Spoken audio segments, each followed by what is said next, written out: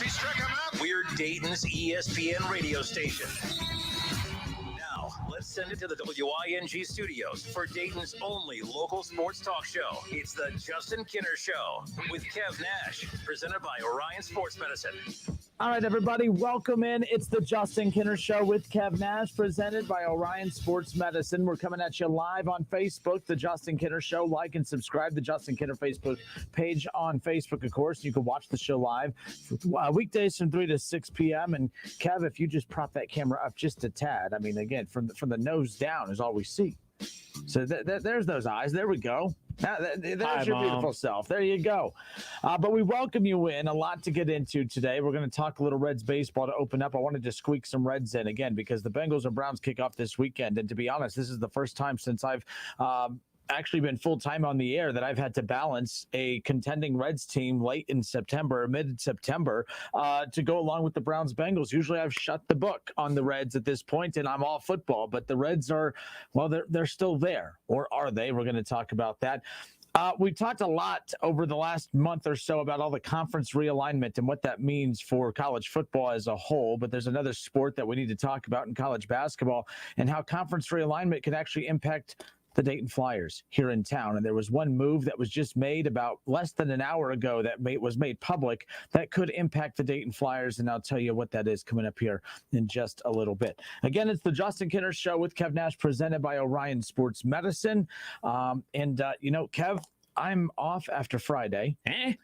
Got high school football on Friday night, the Glazier Softwater High School Football Game of the Week, which you can catch Friday night at 7 o'clock to kick off. The Wayne Warriors welcoming in the Springfield Wildcats. College Football Hall of Famer Keith Byers and myself will be on the call. Pretty pumped about that. But Keith Byers and you will be live at Frickers this Sunday morning for the Sunday morning tailgate show, which, of course, is perfect timing because it's week one of the NFL season. Browns will be in action later on that afternoon. The Bengals at 1 o'clock on Sunday. It's an exciting day, and that's my favorite day of the year is doing week one of the Sunday morning tailgate show when everyone's super ramped up and excited. Their team hasn't disappointed them yet. You get to experience the joy of Bengals fans for the final time because once 1 o'clock hits, that's when it all goes to hell in a handbasket at that point. Oh, man, it's going to be awesome. You know, me and KB are going to be out there hanging out with the fans, doing some predictions, obviously recapping Ohio State's win over Oregon and everything like that. I'm pumped up for the season. Did my fantasy football draft on Sunday night.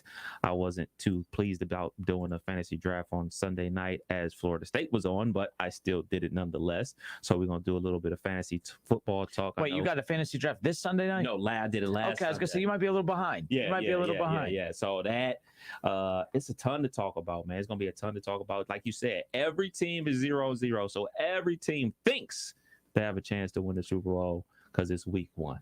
So everybody's going to get their best effort. Everybody's going to be out there in their, Sunday's best on Sunday at 1 o'clock when games start kicking off. But, slowly but surely teams will be pecked off. Winless going in, winless coming out. That will be my prediction for some teams. We'll get to that coming up. Tomorrow's NFL prediction day, of course, on this show as well. We'll talk with ESPN Radio's Jason Fitz. Jason was a part of the show regularly throughout the football season last year. He was cool enough. Last year, he was kind of forced to do it last year. Last year, ESPN told him, that little loser show in Dayton, Ohio, you need to go help them. They need some help. They need somebody on there that people want to listen to. They're not forcing him this year. He said he would absolutely love to do the show every day or every week with us. So I'm pretty pumped about that. He must like winning bets versus you. Actually, that was a weird bet. There was nothing. It was like one of them Kinner bets where, he had to, actually, it was the opposite of a Kinner bet. He was going to pay out if he lost, and he got nothing in return if he won. So other than the satisfaction of saying he picked Kinner's team to lose. Jake Whiting on Facebook says Sunday Kinner will be disappointed. Week one, the Chiefs gonna humble the Browns. I don't think the Chiefs are gonna humble the Browns. I think the Chiefs are most likely gonna beat the Browns, but I don't know if that's humbling the Browns. It just depends what kind of beatdown. It depends what kind of beating it is. If it's a beatdown, that's why I'm taking off next week. But I'm not dumb. The Browns and Chiefs kick off in week one. What do you think I took off next week? My goodness. And then the fact that, look, I'm not going to. I still think the Bengals don't beat the Vikings, but Kirk Cousins, I don't trust that dude for anything. I'll take Joe Burrow over him any day, but I'll take the offense of the Vikings over the Bengals, at least as we currently sit here. I'll take that offense any day. When you look at Adam Thielen, Justin Jefferson, my goodness, the list goes on and on. So I'm all for that. Dalvin Cook, I'm all about the Vikings in that game on Sunday. I'm not going for the Vikings. I'm just saying I really don't see Cincinnati winning that game. But we'll get into all that coming up. But I wanted to squeak in a Reds talking point. Actually, real quick, you mentioned fantasy. This isn't technically fantasy, but we're going to do our picks tomorrow. People need to get their picks in by tomorrow night. All right. It's our Pro Football Pick'em contest at wingam.com. Get your picks submitted each and every week throughout the regular season. Whoever picks the most games correctly will win $25 in Frickers Fun Bucks. $100 in Frickers Bucks goes to the full season winner. But even if you don't, participate until the middle of the season, you still have a chance to win weekly. But I don't encourage that. I encourage you to be a part of the journey from week 1 all the way through, because we're going to be giving some love every week. We're going to come in and we're going to take a look at the standings and see who's some of the best pickers out there. And I don't mean like that Jim Harbaugh video picture of him picking his nose. I mean like who's the best game picker. Can you pick the most games correctly? Go to wingam.com and enter the Pro Football Pick'em contest presented by Frickers and get your picks submitted before tomorrow night. I'm winning. So there you go. I mean, absolutely. Jason Fitz already said he was going to participate as well. He has the link, and he said his picks will be submitted. So there you go. Nice. I sent it to O.J. Simpson a few years ago. I did. When he responded to me on Twitter, I was like, well, now's my chance. I'm like, hey, if you want to participate in our... He never responded after that. I wonder why. I told you when I reached out to him and he goes, he wasn't doing interviews at the time, but he'll add me to his list. I said, there's nothing more terrifying than having O.J. Simpson tell you that he's going to add you to his list. I'm like, I'm assuming that means his interview list, or, maybe he's a Call of Duty fan. Did you watch that American Crime Story about the O.J. trial? No, but I've watched everything. I'm obsessed with that for whatever reason. I like this weird obsession with that O.J. Simpson thing. Yeah, it's pretty good. It's insane to me. It's pretty good. Had Sterling K. Brown was in it. It was a ton of top-notch actors in it. They got one coming out about the whole Clinton Monica Lewinsky scandal coming up as well. I did not have sexual relations with that lady. Sure you didn't. Sure. Technically, never mind. Oh, all right. Reds baseball. Kev, are you a cup half full person or a glass half empty person? What are you? Half full, man. You know me. Always half full? Always half it's full. Annoying. Man. Always half full, man. I try to look at life and everything I do from the bright side. Try to find the happiness and pain. Try to find the good side of in everything until you do me dirty. So that's what I say about that. That's a boring life to always be happy. By the way, I try. A for effort. So I was at Kroger this morning, and I woke up super early. I do this thing where I wake up at 4 some mornings. I just cannot fall back to sleep. And then the reason I hate that is I love it because I like getting up early. I feel like I'm more productive. I'm more productive throughout the day. Productful. We think we've had this conversation before. I don't think that's a word. It's not. But it's all good. Productive.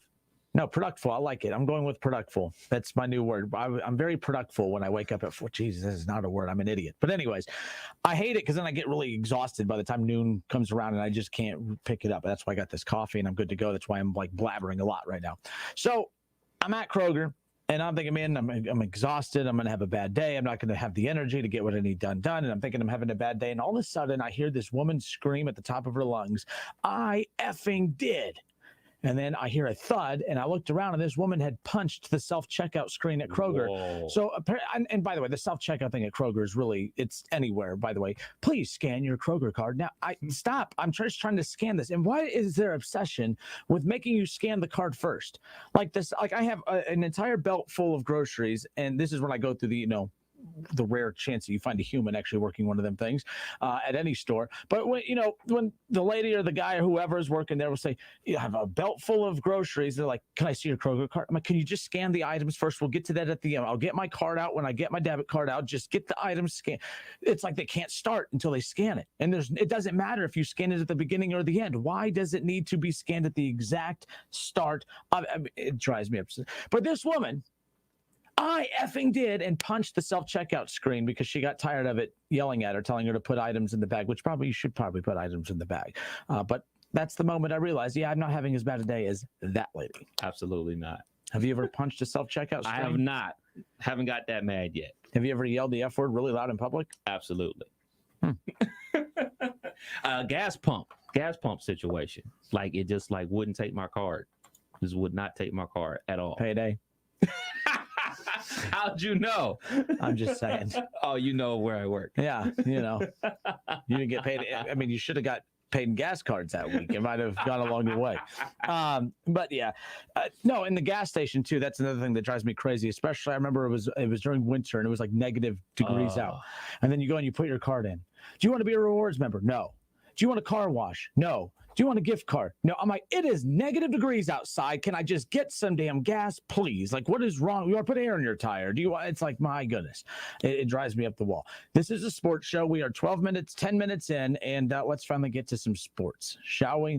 Less women cussing at the self-checkouts at Kroger, and let's talk a little sports. So I asked you if you are a glass half full or glass half empty person, because I feel like it just depends on the day. It's up and down for me. And I mentioned this at the top of the show, that the Cincinnati Reds are interesting and they're relevant in September for the first time since 2014.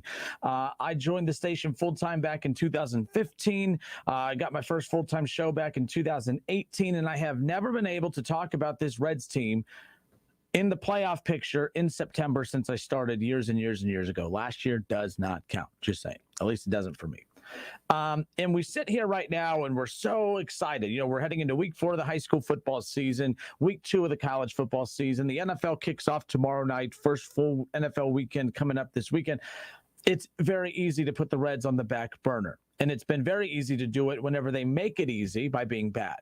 Now, the Reds right now are well above 500. They're 74-66, and they are currently tied with the San Diego Padres for that second and final National League wildcard spot. The Dodgers have that pretty wrapped up. The bad thing is I've looked at the bracket for how it would kind of pan out, or like the path to the World Series for the Reds. The sad thing is the wild card game will be the toughest game that the Reds have if they make the playoffs.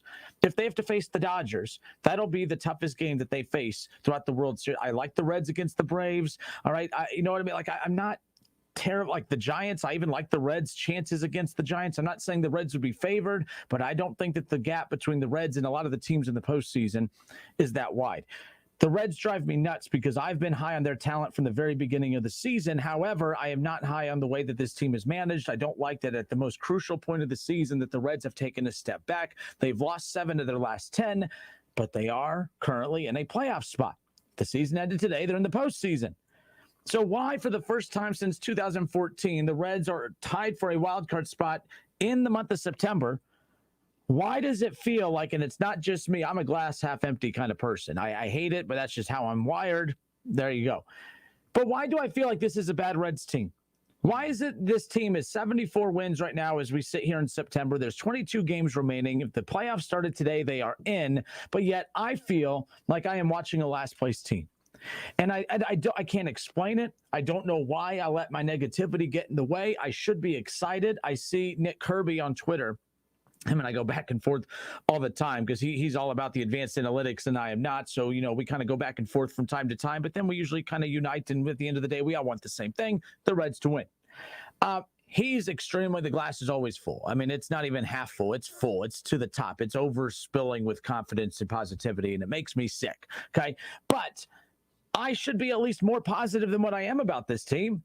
74-66.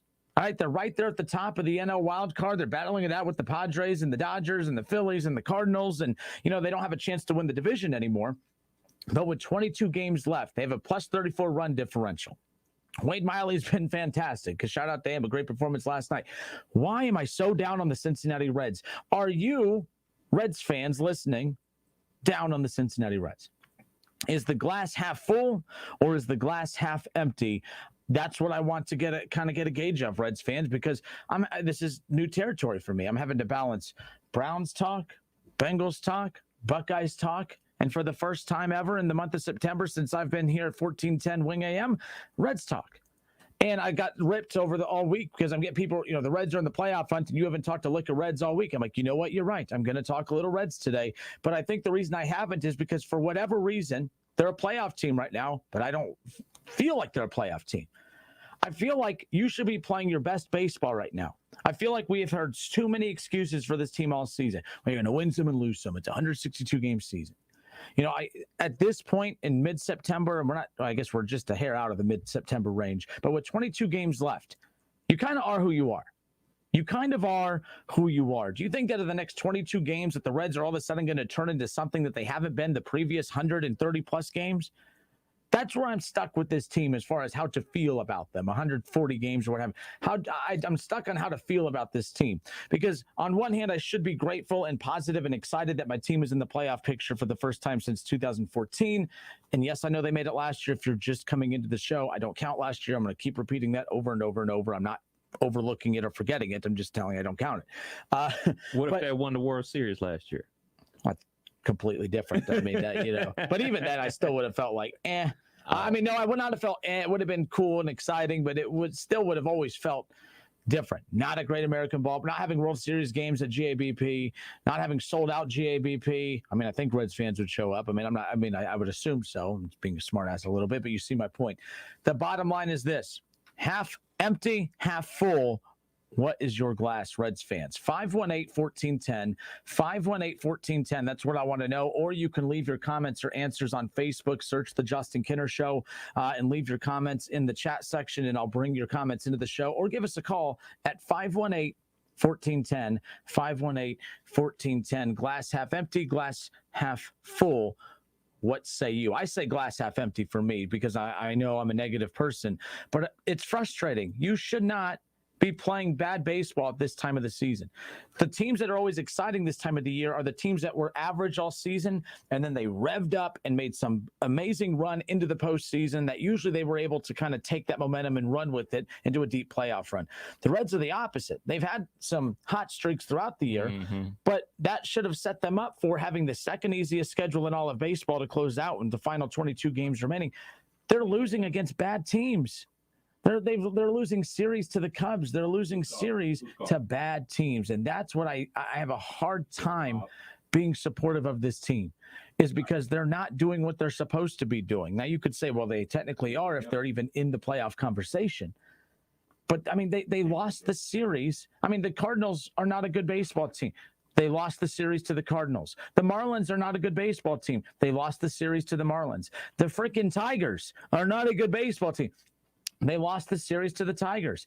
And the Reds tonight have an opportunity to win this series at Chicago against the Cubs. If they lose tonight, that means they would have lost to the Marlins, the Cardinals, the Tigers, and the Cubs, all non-playoff teams. So you want me to be excited about the Reds qualifying for a tournament of all the best teams in baseball when the last four series against bad baseball teams they've lost. And then, before that, they had the Brewers, division-leading Brewers. They had a chance to maybe kind of close the gap a little bit to kind of put a little fear into the Brewers. No, they got beat pretty bad by the Brewers. They dropped 2 or 3 against the Brewers. That's why my glass is half empty with this team. I don't mean to be negative. I don't like to be negative, but I feel like I'm being realistic here. How can I be excited about my team making the postseason when they're playing some of their worst baseball of the year? They've lost 3 straight series to non-playoff teams, bad teams in the Tigers and the Marlins, a middle-of-the-line team in the Cardinals, and potentially one of the worst rosters in baseball. They might lose that series tonight against the Cubs. I'm not just being negative to be negative or to stir the pot or to get ratings or to generate a reaction. I'm telling you, what kind of fans, or not what kind of fans, but why should I be excited about a team that's proving? Why should I be excited about a team that's heading into a tournament with the best teams in baseball when they can't even beat the worst teams in baseball at the time that you most desperately need wins to clinch your playoff spot? 518-1410. Kev, who we got? We got Rob. Rob, how are you? Are you a glass half full or half empty type of individual? Well, generally half full, but with the Reds, you can't be half full. You got to be glass. It's half empty, man. It's half empty. Half empty. What's your reasoning for exactly? I mean, is it because of the reasons I just listed? Is it something else you're seeing? What is it? Well, you bring up all these teams that we're losing to, the Cubs, the Tigers. You know what? They got players that are playing every day, and they're probably I don't know exactly. I'm not paying that close attention to their lineups, but I guarantee most of them know when they're playing. We keep putting guys that are, batting 170. I'm not talking about Suarez. I'm talking about all these other guys that don't have any experience. I understand with the Winker injury, that comes into play. I mean, if he's healthy, that's one position we're not worried about. But this rotation of all these guys, the analytics, or lefties versus the righties. All your good teams play the same damn players every damn game, and I'm tired of it. I'm tired of David Bell overmanaging. That's all he does. He overmanages, overthinks everything. I like you, Rob. I can get used to talking to you. I hope you're a regular caller moving forward, because you're saying exactly what I'm saying, just with more passion. The only time I called your show, I'm sorry to interrupt you. No, you're good. The last time I called your show, I had to correct you on whether or not Joe Woods was qualified to be the Browns' defensive coordinator, and you didn't know that he was the coordinator for the Denver Broncos at one time. But either way, that sounds like a real classic Kidder move right there. To be honest with you, Rob, so I can't be mad at you if I don't know my stuff. That's on me. So I'm glad that you were there to clean it. See, you're more reliable to come clean up my mess than the Reds bullpen is to come clean up theirs, and I appreciate that. Oh. I appreciate that. To give you an example, though, real quick, Rob, tonight Max Schrock is in left field. Okay, now they have Jonathan India, Tyler Naquin, Castellanos, and Vada. So this, Kyle Farmer at short, Max Schrock in left field. But it's like, I know what you're talking about. They've had a lot of new players and rookies be called up and put in new faces in new places. When you're battling it out for the playoffs, you can't treat. I know the Reds are used to September call-ups, but they didn't need to do the September call-up thing right now. They need to be focused on playing veteran guys and going out and winning ball games, and that's what's frustrating right now. Yeah, I mean, I think he pulls the right strings. I mean, he put the guy in last night with the 80 ERA, and he pitched a couple of good innings. I can't remember his name, but I mean, that could have backfired really easy on him. We had plenty of other guys that are plenty more suitable to be in that position. When you're fighting for a playoff spot, whether you're playing good teams or playing bad teams, your best players should be. This time of the year, guys don't need days off. Guys don't need refreshed. They need to be playing. Yeah, need to be playing. Rob, is great hearing from you. Hey, I'll be calling again. I love your show. Keep it up, man. Thank you. Appreciate it. 518-1410. 518-1410 is the number to call in and jump in on the conversation. And Rob brought up a good point. Just losing at this time here. There's 22 games left. David Bell still. Joey Votto is going to get an off night because he needs some rest. Are you kidding me? If you keep giving your best players off nights, okay, if you keep giving your best players off nights and you keep losing the last place teams and miss the playoffs, you were resting them for what exactly? Oh, yeah, that extended off season that the Reds have become accustomed to since 2014. Stop with resting your best players. You need your best players out on the field to win ball games. You need to win ball games to make the playoffs. And to get to the playoffs, you need everybody out there. 518-1410. Kev, who is next? We got Ben. Ben, how are you, sir? Welcome in. Are you a glass half empty or full? I'm a little bit of both, like the last caller. Are you a politician? Yes. So the way I see it is kind of like the last caller. There are things that'll drive you nuts. I'm also a Bengals fan. Please don't scream at me. But I don't dislike all Bengals fans. You're good. So, it's the same thing, because you'll go week in and week out not knowing what you're going to get at every time or what you're going to see, okay? So what this Reds team does is they go, these spurts are really great, and then you're like, okay, and then they go down. Well, right now, how it is with the bad teams or whatever is that if Wade Miley and maybe a couple others aren't pitching, then we know what the outcome is most likely going to be. Okay, and that's where the half empty comes from, because it'll drive you nuts, because you're like, why can't we get more consistency? That's the key, consistency all around. They might get a game where they'll hit 14, and then they'll get another game where they hit one run maybe, and that'll be it. And so they keep pulling that thing, and that's why they lose to these bad teams. Now, on the flip side is that though, at least for how it looks like, if you wins and everything, if they play a team like the Dodgers and they put their team out there and they do these things, they're more likely to win against the Dodgers team than if they were going to play like Detroit team that might be there. You can kind of pretty much mark up an L, whereas maybe against the Dodgers, they might have a shot, because for some reason they're going to play a lot better, like years ago. So you're saying they're playing up to their level of competition. They don't know how to be mentally focused to not play the opponent, but to play the situation. And they're not playing the situation. It's, the Cubs are bad. We have this in the bag. The Reds aren't good enough to take their foot off the gas against bad teams, because then they become those bad teams. Exactly. There's that side. And then just think when they went to San Francisco years ago and they won those games, and nobody thought they were going to be able to do that in the playoffs, but they did it. And then what happened when they came home? Boom, the bottom dropped out. They couldn't get that last win they needed because they were, I don't know what happened. It was a psyche thing or whatever, but it'll show you they went out to San Francisco that year playing a strong team and they belted them away. They won. Do it. It's a mentality thing. So that's where you can have both. And maybe that's what, and Ben, I appreciate the comment. Thank you so much. Ben brings up a good point too, and it is. And I think, so I can give him that. I don't like political answers in regards to, I'm going to go in the middle, but it is the middle sometimes with this team because they kind of lead you on. They flirt with you a bit and you think you're getting serious. And the next thing you know, you see them out with somebody else. And it's like, what the hell? I thought we had this exclusive thing going. And then the next thing you know, they're not who you thought they were. And that's the Cincinnati Reds right now. One week they look like a legitimate playoff team. One week they look like they should be competing in the division with the Milwaukee Brewers, and then the next week it's like, my goodness, does anybody want this? Now look at the teams that are right now in the mix. I mean, so the New York Yankees right now, the Boston Red Sox, and everybody, the Toronto Blue Jays are 2 games out of the wild card. They're chasing the wild card right now. Kev, they're 9-1 in their last 10. They're playing their best baseball in pursuit of the playoffs. The Mariners, they're 3 games out. They've won 6 of their last 10 games. They're rolling right now. If you go back to the National League, you look at the Phillies. The Phillies have won 7 of their last 10. They're now 2 games back of the Reds and the Padres. They're playing their best baseball. I don't know what it is, Kev, because we do so much. I think teams feed off the chase. Yeah. They feed off look, we're 4 games. Oh, now we're 3 games back. Oh man, this weekend we had a doubleheader, and now look, we're a game back. And it's like they exert all that energy into getting there. So when the Reds started playing their worst baseball the second that they got that second wild card spot. And it's like it's a different mentality now. Now you're not chasing anything. Now you're trying to stiff arm people, and you're trying to keep them away from you.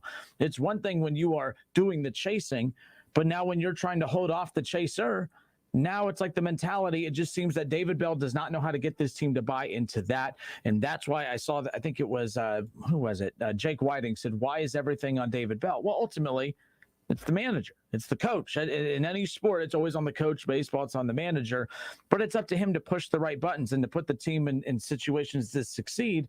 And ultimately, he's not doing that. And yes, you could say, well, it's up to he's not swinging the bat, he's not pitching, but he's putting the guys in those positions to do it. Just like in basketball, if Michael Jordan, Pippen, and those guys weren't playing well, that would have been on Phil Jackson. All right, but they played well. They gave Phil Jackson the credit. It's always up to the coach. Whether we like it or not, it always comes back on the coach. They're the scapegoat and everything, and the manager in this situation is David Bell. Plus, I do believe they follow his energy, his dull, dry personality. I mean, when he tells you, this is the happiest I've ever been. What in the world? How is that you? I would hate to see if you're not happy. You can't be that dry and that dull and that boring and get your team to buy in and all that stuff. It just drives me nuts. I think they follow his very mellow lead, and I do not like it. How much of this you think that they're running out of gas because they're not used to playing games that matter in September? Because you talk about the Yankees, they're always used to playing games that matter in September. So like they have a culture of winning games and playing good down the stretch. How much you have to think that this is a culture thing? Like, man, we've never been in this position before to actually make a playoff run in a real regular season. I mean, these guys play 162 games every year, though. I mean, I know what you're saying. I just think that the level of, I think it's more mental than physical, because these guys, I mean, Joey Votto, these guys were still playing, deep into every season anyways. They were just playing, they were out there playing meaningless baseball games. And if you are tired and the opportunity to make the postseason doesn't jolt you, doesn't give you that lift, I mean, I don't know what to tell you. I mean, I get what you're saying that that they could be tired and all that type of stuff. But at the end of the day, we talk so much about David Bell giving so many guys off days and rest days that it's like there's really no excuse to be talking about how tired you are in September. If you're tired in September, don't worry. There's plenty of time to rest in October. And if the Reds don't pick it up, if they lose another series against a bad team, not a last place team, but the Cubs roster, if this is the roster that starts the year, that's a last place roster. It's frustrating to me. Like, I want to be a glass half full person. I really do. But there's 22 games left, and the Reds are trying to qualify for a tournament of all the best teams in baseball. And right now, they can't even beat the worst teams in baseball. And then whenever I show my displeasure on social media, typical Kinner, being negative. No. How am I that negative that I'm mad that the team I have expectations for to make the postseason and beat the best teams in baseball at the most crucial point of the year are dropping games in series? Not just games. You're going to lose games, but series. How are you losing series against the Marlins? How are you losing series against this Cubs team? How are you losing to the Cardinals? How are you losing to the Tigers? Like, come on now. All right, 518-1410. Kev, do we have how many more people? Yeah, we got Patrick on the line. Patrick, welcome. I want to get to you before we head to this little timeout here. What you have for us? Are you a glass half full or empty individual? Well, I'm a full Reds fan at all times. Okay. But the Reds themselves are a combination of that half full and half empty themselves. To everything the callers have said, there's so many things they do as an organization that tie you in, bring you in, but then they disappoint. But if you want to go in with all the things that have been said and say, what are we going to do to finish this year? We have played like crap, and they still have a chance. And when you take all of last year out, as you said, they haven't been there. And so with all these negatives that are still there, to answer the main question is, I've got to be full thinking, hey, they have a chance and they've got to get their stuff together. Might not be positive before, but we got to look positive ahead. And yes, that's a very coach-like answer, but when we're looking at what we want to be as a fan base, we've got to be excited. We can be frustrated with how they've played, but we still have the chance, and we're there, and we're in September, and that's an exciting thing as a lifelong Reds fan. Yeah, and I think this, in my conversation today about this, really stems back to about a week or two ago when I went to a Reds game. It was the Marlins series at Great American, and I couldn't believe that the Reds had just not punched their ticket, but they had finally moved into that second wild card spot. I'm like, man, a home game on the weekend. The Reds are in a playoff spot right now. I mean, I can't wait to feel the energy at Great American Ballpark. And I couldn't believe that the national anthem had started and that first pitch was 5 minutes away, and it was an empty ballpark. I couldn't believe it. I was like, where's the excitement? And then you cap on the fact that they've lost to the Marlins since then, the Cubs since then, the Tigers since then. That's where my frustration is stemming from, is they're not doing their part to help get the fans back into it. And to your point, I mean, it's September. They're in the playoff picture. We should be excited, but I feel like the Reds not playing their best baseball, playing their worst baseball at the worst opportune time doesn't help either. It doesn't. And that's the thing where I say that's kind of the Reds in a nutshell, is they do that to you. And when you have these opportunities and they need to bring the fans in, I will say, like I said, I'm a lifelong Reds fan. But, in my situation, I can't make it to every game, even though I watch 90% of the games on TV or listen to it on the radio. And every night I'm going nuts. My wife's getting mad at me thinking, this is just a thing. But I say that's why I'm a blind, sometimes optimistic Reds fan thinking, hey, we've played like crap and we still are there. Let's see what we can do to finish out this year. It's not great right now, but we have 22 games to turn that around. And that's just where I say I would be that half full mentality. All right. Good stuff. Patrick, I appreciate your take on that, man. Thank you. You guys have a good one. You too. All right. It's the Justin Kinner Show with Kev Nash, presented by Orion Sports Medicine. I appreciate the calls and your guys' help jumping in on that conversation. 22 games remaining after the Reds wrap up the series with the Cubs tonight. Hopefully a win with Vladimir Gutierrez on the mound. The Reds will hit the road for another road. Actually, they'll have two more of this 3-game road series stretch. They'll have 3 at St. Louis, non-playoff team. 3 at Pittsburgh, last place non-playoff team. And then what could be a wild card preview. The Reds will return home on September 17th as they have the Dodgers in town, followed by the Pirates non-playoff team, Washington non-playoff team, and then they close out the season on the road at Pittsburgh with 3. So, I mean, you look at the final 22, and 9 of the last 22 games are against the Pirates. I'm sorry, but like that, there's no excuse. If the Reds do not make the playoffs, that's on David Bell. I know everyone all season long has said, man, look what David Bell has done without fill in the blank. But when you are holding on to a playoff spot and you have 9 of your final 22 against the worst team in baseball and you can't win enough of those games to put you in the postseason, I'm sorry, I'm not gonna be very forgiving as far as that goes.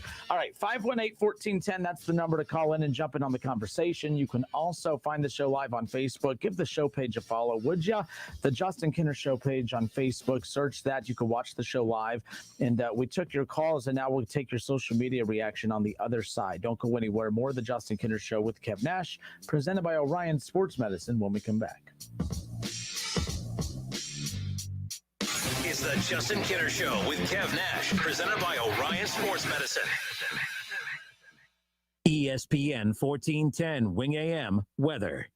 This afternoon will be clear and sunny, a high near 80. Tonight will be mainly clear, a low near 55. And tomorrow will be clear and sunny, a high near 76. I'm Pete Spivak for 1410 ESPN Radio.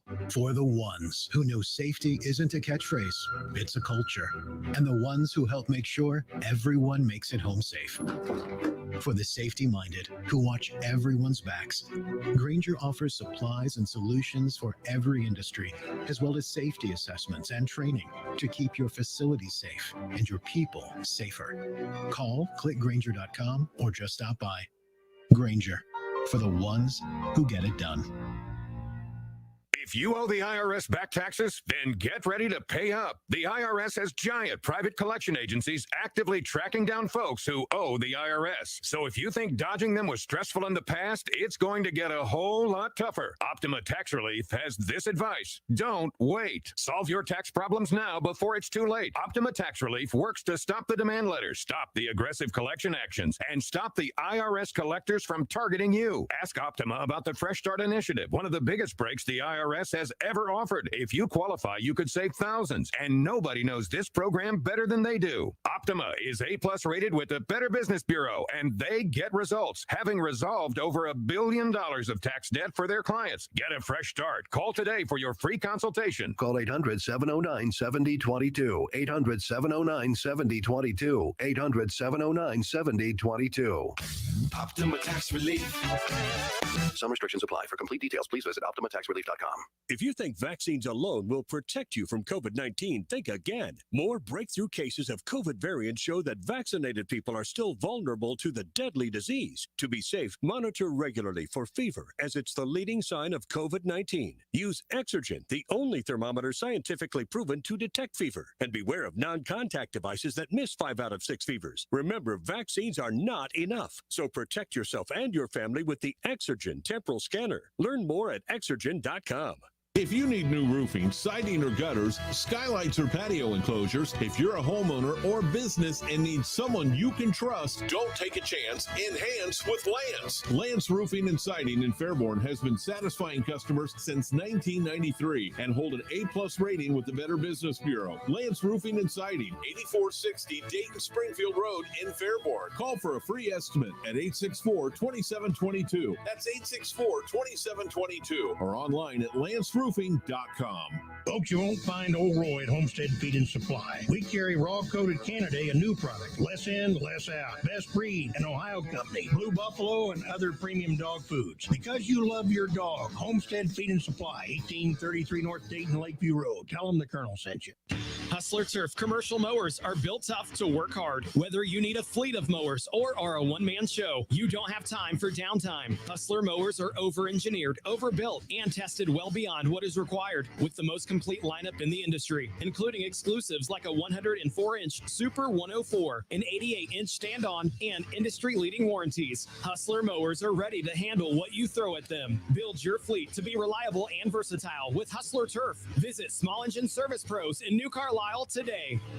Looking for a career and not just a job? Then Dayton Progress is looking for you. Dayton Progress is the leading international manufacturer of tools and tooling components for the metal stamping industries and has immediate openings for their entry-level machinists. No prior experience is required, and Dayton Progress will train you, starting with the basics. They offer competitive wages starting at $15 per hour and up to $18 per hour with prior experience. New hires are eligible for merit increases after 90 days of employment. They also offer private health care, including vision and dental, free life insurance, a contributory 401k, promotions from within, company service recognition, and 100% tuition reimbursement to local state colleges. Dayton Progress is a great place to work and has been a Dayton landmark for over 70 years. Apply today by emailing your resume to jobs@DaytonProgress.com. That's jobs@DaytonProgress.com. Dayton Progress is an equal opportunity employer. Hi, I'm Sales Manager Jason High at Germain Honda Beaver Creek, proud recipient of the prestigious President's Award. We are your local Honda dealer, and we invite you to see our newly renovated state-of-the-art facility. You'll be amazed at our selection, and remember, all new Hondas come with a lifetime powertrain warranty. Visit us at Route 35, just east of 675, conveniently located near Wright-Patterson Air Force Base. Germain Honda Beaver Creek, the right car, the right price, the right way. I'll see you soon. Okay, ladies, we all know one of the greatest feelings in the world when you get together with a friend and she says, "Girl, those pants look amazing on you." But even though I'm happy dancing inside, I just play it cool and say, "Thanks, they're Skechers Go Walk Wear pants." And why do I always get compliments on these casual, athletic, stretchy pants? Because whether I'm hanging with friends or working out, nothing beats the fit, comfort, and versatility of Skechers Go Walk Wear. They're made with comfortable GoFlex fabric that has compression and hold, including a double compression waistband. What's that mean? It gives me curves in all the right places and minimizes the spots where I want a little help. And the versatility is incredible. Go Walk Wear pants have 4 pockets, 2 back and 2 side. Plus, they're machine washable and come in extended sizes, so everyone can look great in these pants. Easy care, easy wear, and made to fit every body.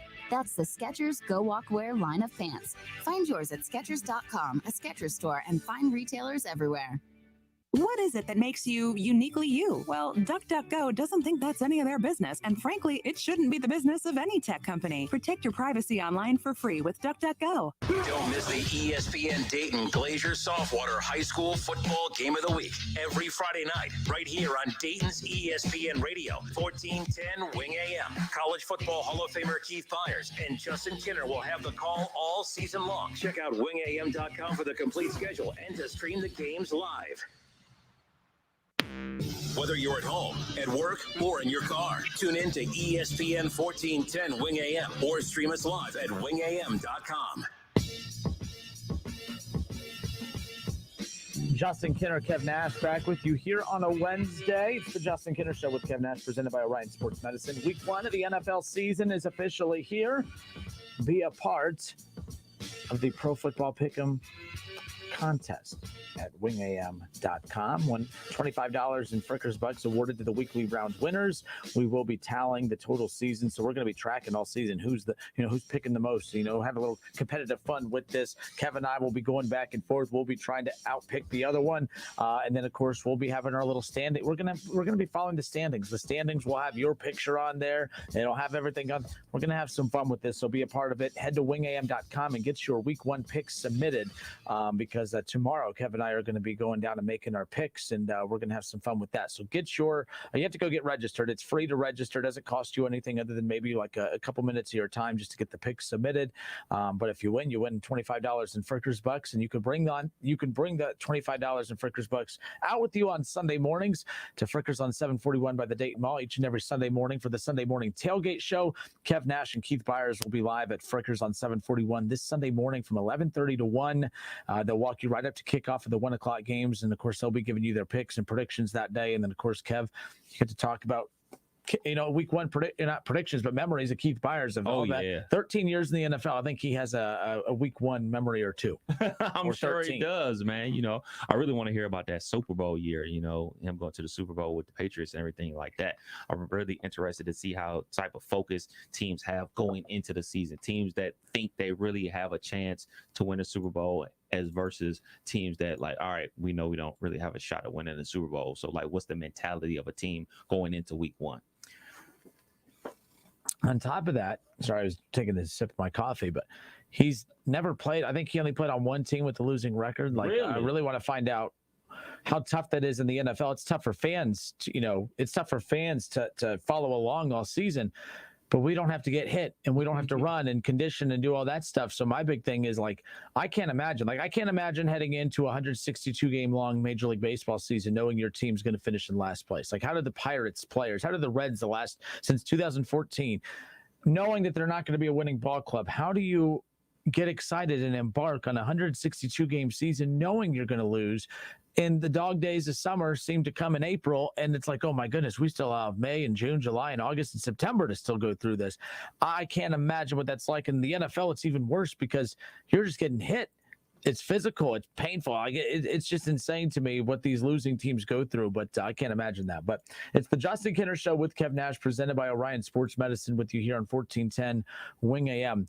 So we were talking about the Cincinnati Reds season as we currently sit here, and I threw out on the Facebook page earlier today, are you a glass half full or glass half empty person when it comes to this Cincinnati Reds season? Because right now, the Reds are in the playoffs. Right now, the Reds are in the wild card. They're tied with the Padres for that last wild card spot. The Reds have the easiest schedule remaining of all teams in Major League Baseball. Of their final 22 games, 9 of those games will come against the last place and embarrassingly bad Pittsburgh Pirates. Now, I'd feel good about that. I would like those chances. I would like those odds. But the Cincinnati Reds have been losing to so many last place and bad teams over the last 2.5 weeks that it's hard for me to buy in and get excited about this team heading into the most important time of the year. Actually, this is the most important time of the year. 22 games left. You're holding on for dear life to a playoff spot. And you're losing series to the Tigers. You're losing, who are in last place. You're losing series to the Marlins, last place. You're losing series to the Cardinals, non-playoff team. You're about to lose a series to the Cubs potentially, unless they get a win tonight. And the Cubs, although not in last place, have probably the worst rosters, or at least one of the worst 3 rosters in all of baseball as we sit here in September. And you want me to get excited about the Reds going into a tournament with the best teams in baseball when they can't even beat the worst teams in baseball? That's why my approach is, I feel like my glass is half empty right now. Not because I'm a hater, not because I'm trying to stir the pot and get all you Reds fans fired up to call in and react on social media. That's a legitimate reason why I do not feel all warm inside about this Reds team, even though they're currently in the playoffs if it started today. But we took your calls, and 518-1410, that's the number to call in and jump in on the conversation. But on Facebook as well, find the Justin Kinner Show page and let me know if you are a glass half full or glass half empty person. You can watch the show live. Let your opinions be heard in the comment section, and I'll pull them into the show. Ron Moreland on Facebook, Kev, says the Reds are just like the Bengals. They will find a way to lose. He said it, not me. Steve Statler on Facebook says not down. He said he's not down on the Reds, but he's used to the same old Reds. We are used to mediocrity, so we expect it in the end. I think that was in response to why is there not more excitement about the Reds being in the playoff hunt right now? And I think that's what it is I think fans just know, okay, yeah, they're in the hunt, but we just don't want to get, we don't want to invest emotionally because we know where this could potentially end. Does last year's embarrassingly bad playoff performance play a role in why you take last year's bad playoff performance against the Braves, where the bats, you had Trevor Bauer, who probably pitched one of the best, games in the history of Reds baseball in the playoffs, and had no run support for multiple games. It was horrible. Not just run support, but they couldn't put the bat on the damn ball. They couldn't put the ball in play. Does that have something to do with it? You take that and you ball it up and you roll it into this September where the Reds are playing horrible baseball. Maybe that's the other reason why Reds fans can't get all warm and fuzzy inside about the potential of the Reds making the playoffs. Like, I don't know. It's very strange to me, but I feel like every caller has tried to walk the tightrope in the middle, but ultimately everyone's down on this team right now, and they're in the playoffs. That's what's crazy about it. I don't understand how fans are down on them. Let me rephrase that. I understand why fans are down on them. They've lost 7 of their last 10. They had a good grip on that second playoff spot. It's loosened. Now it's basically tied with the Padres and everything like that for the second playoff spot. What I'm trying to say is I understand a couple years ago, the Marvin Lewis years with the Bengals, after making the playoffs so many years in a row, saying, all right, this is the year we have to make a deep playoff run.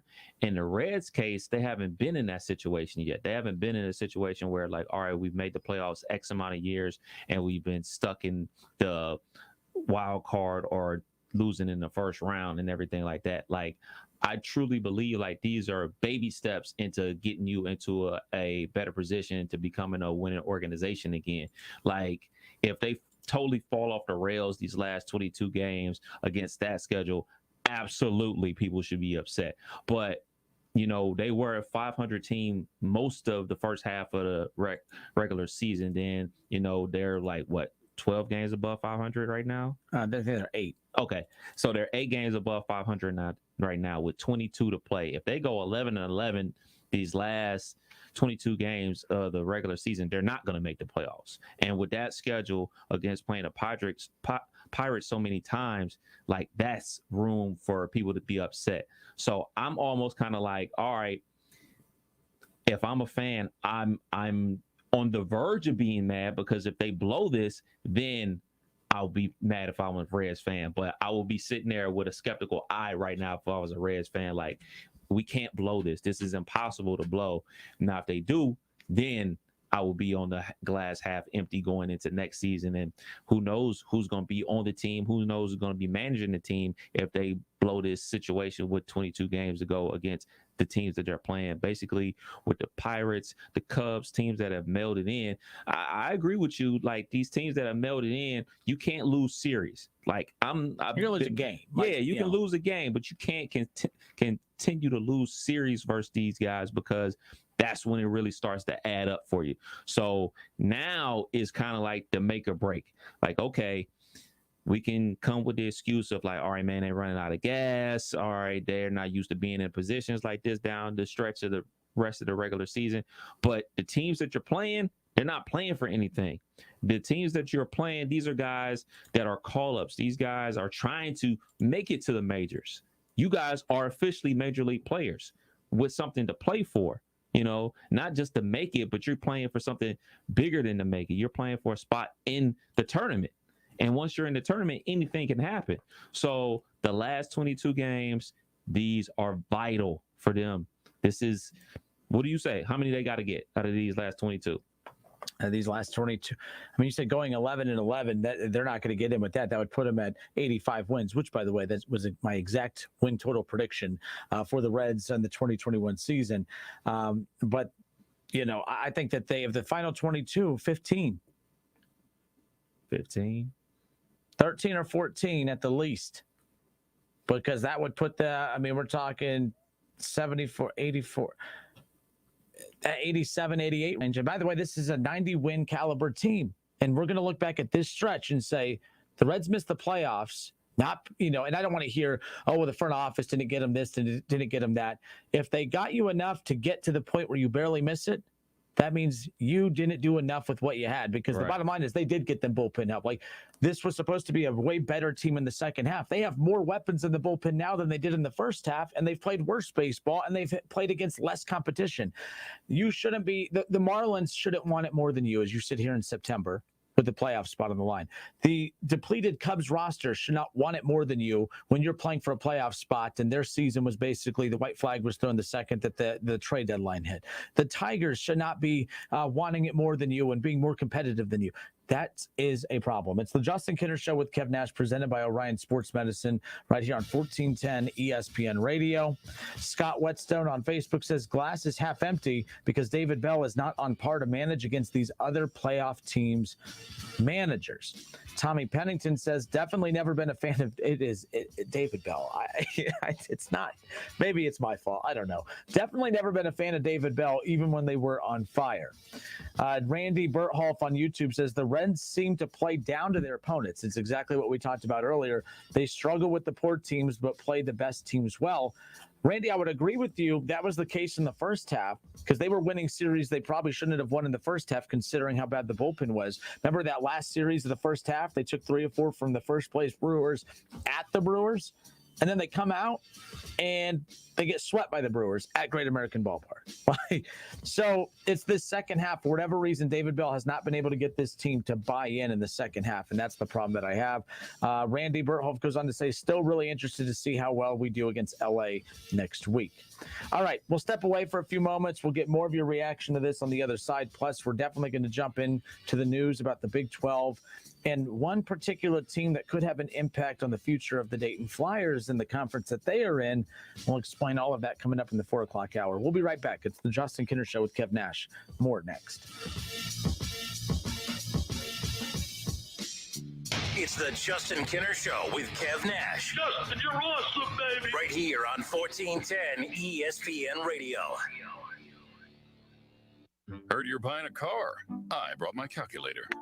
Dad, I already used Capital One Auto Navigator. I found my car online and got pre-qualified instantly, instead of all that. You know those things impact your credit score. Didn't impact my credit score, Dad. Now I'm going to the dealership for a test drive and to make the purchase. Sounds too easy. No, it's just easy. Capital One, what's in your wallet? Terms and conditions apply. Find out more at CapitalOne.com/Auto Navigator. What's up? This is Riley. And a little thing I love about the Chick-fil-A Grilled Chicken Club sandwich is the Applewood bacon. It's savory and then it's also kind of sweet. And I think the combination of bacon with chicken and Colby Jack cheese, it just really knocks it out of the park. Hey, I'm Tanea. A little thing I love about the Chick-fil-A Grilled Chicken Club sandwich is the chicken. It's so juicy. It's grilled to perfection. I'm going to devour this sandwich. Order the Grilled Chicken Club sandwich on the Chick-fil-A app today. Real guests paid for their testimonials. Gary Allen, live. This Friday night, Ray's Music Center at the Heights.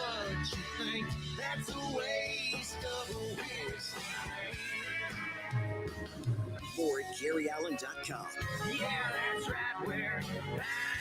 Buy tickets now at Ticketmaster.com. The Rose Music Center box office. Nothing on but the radio. Gary Allen, live.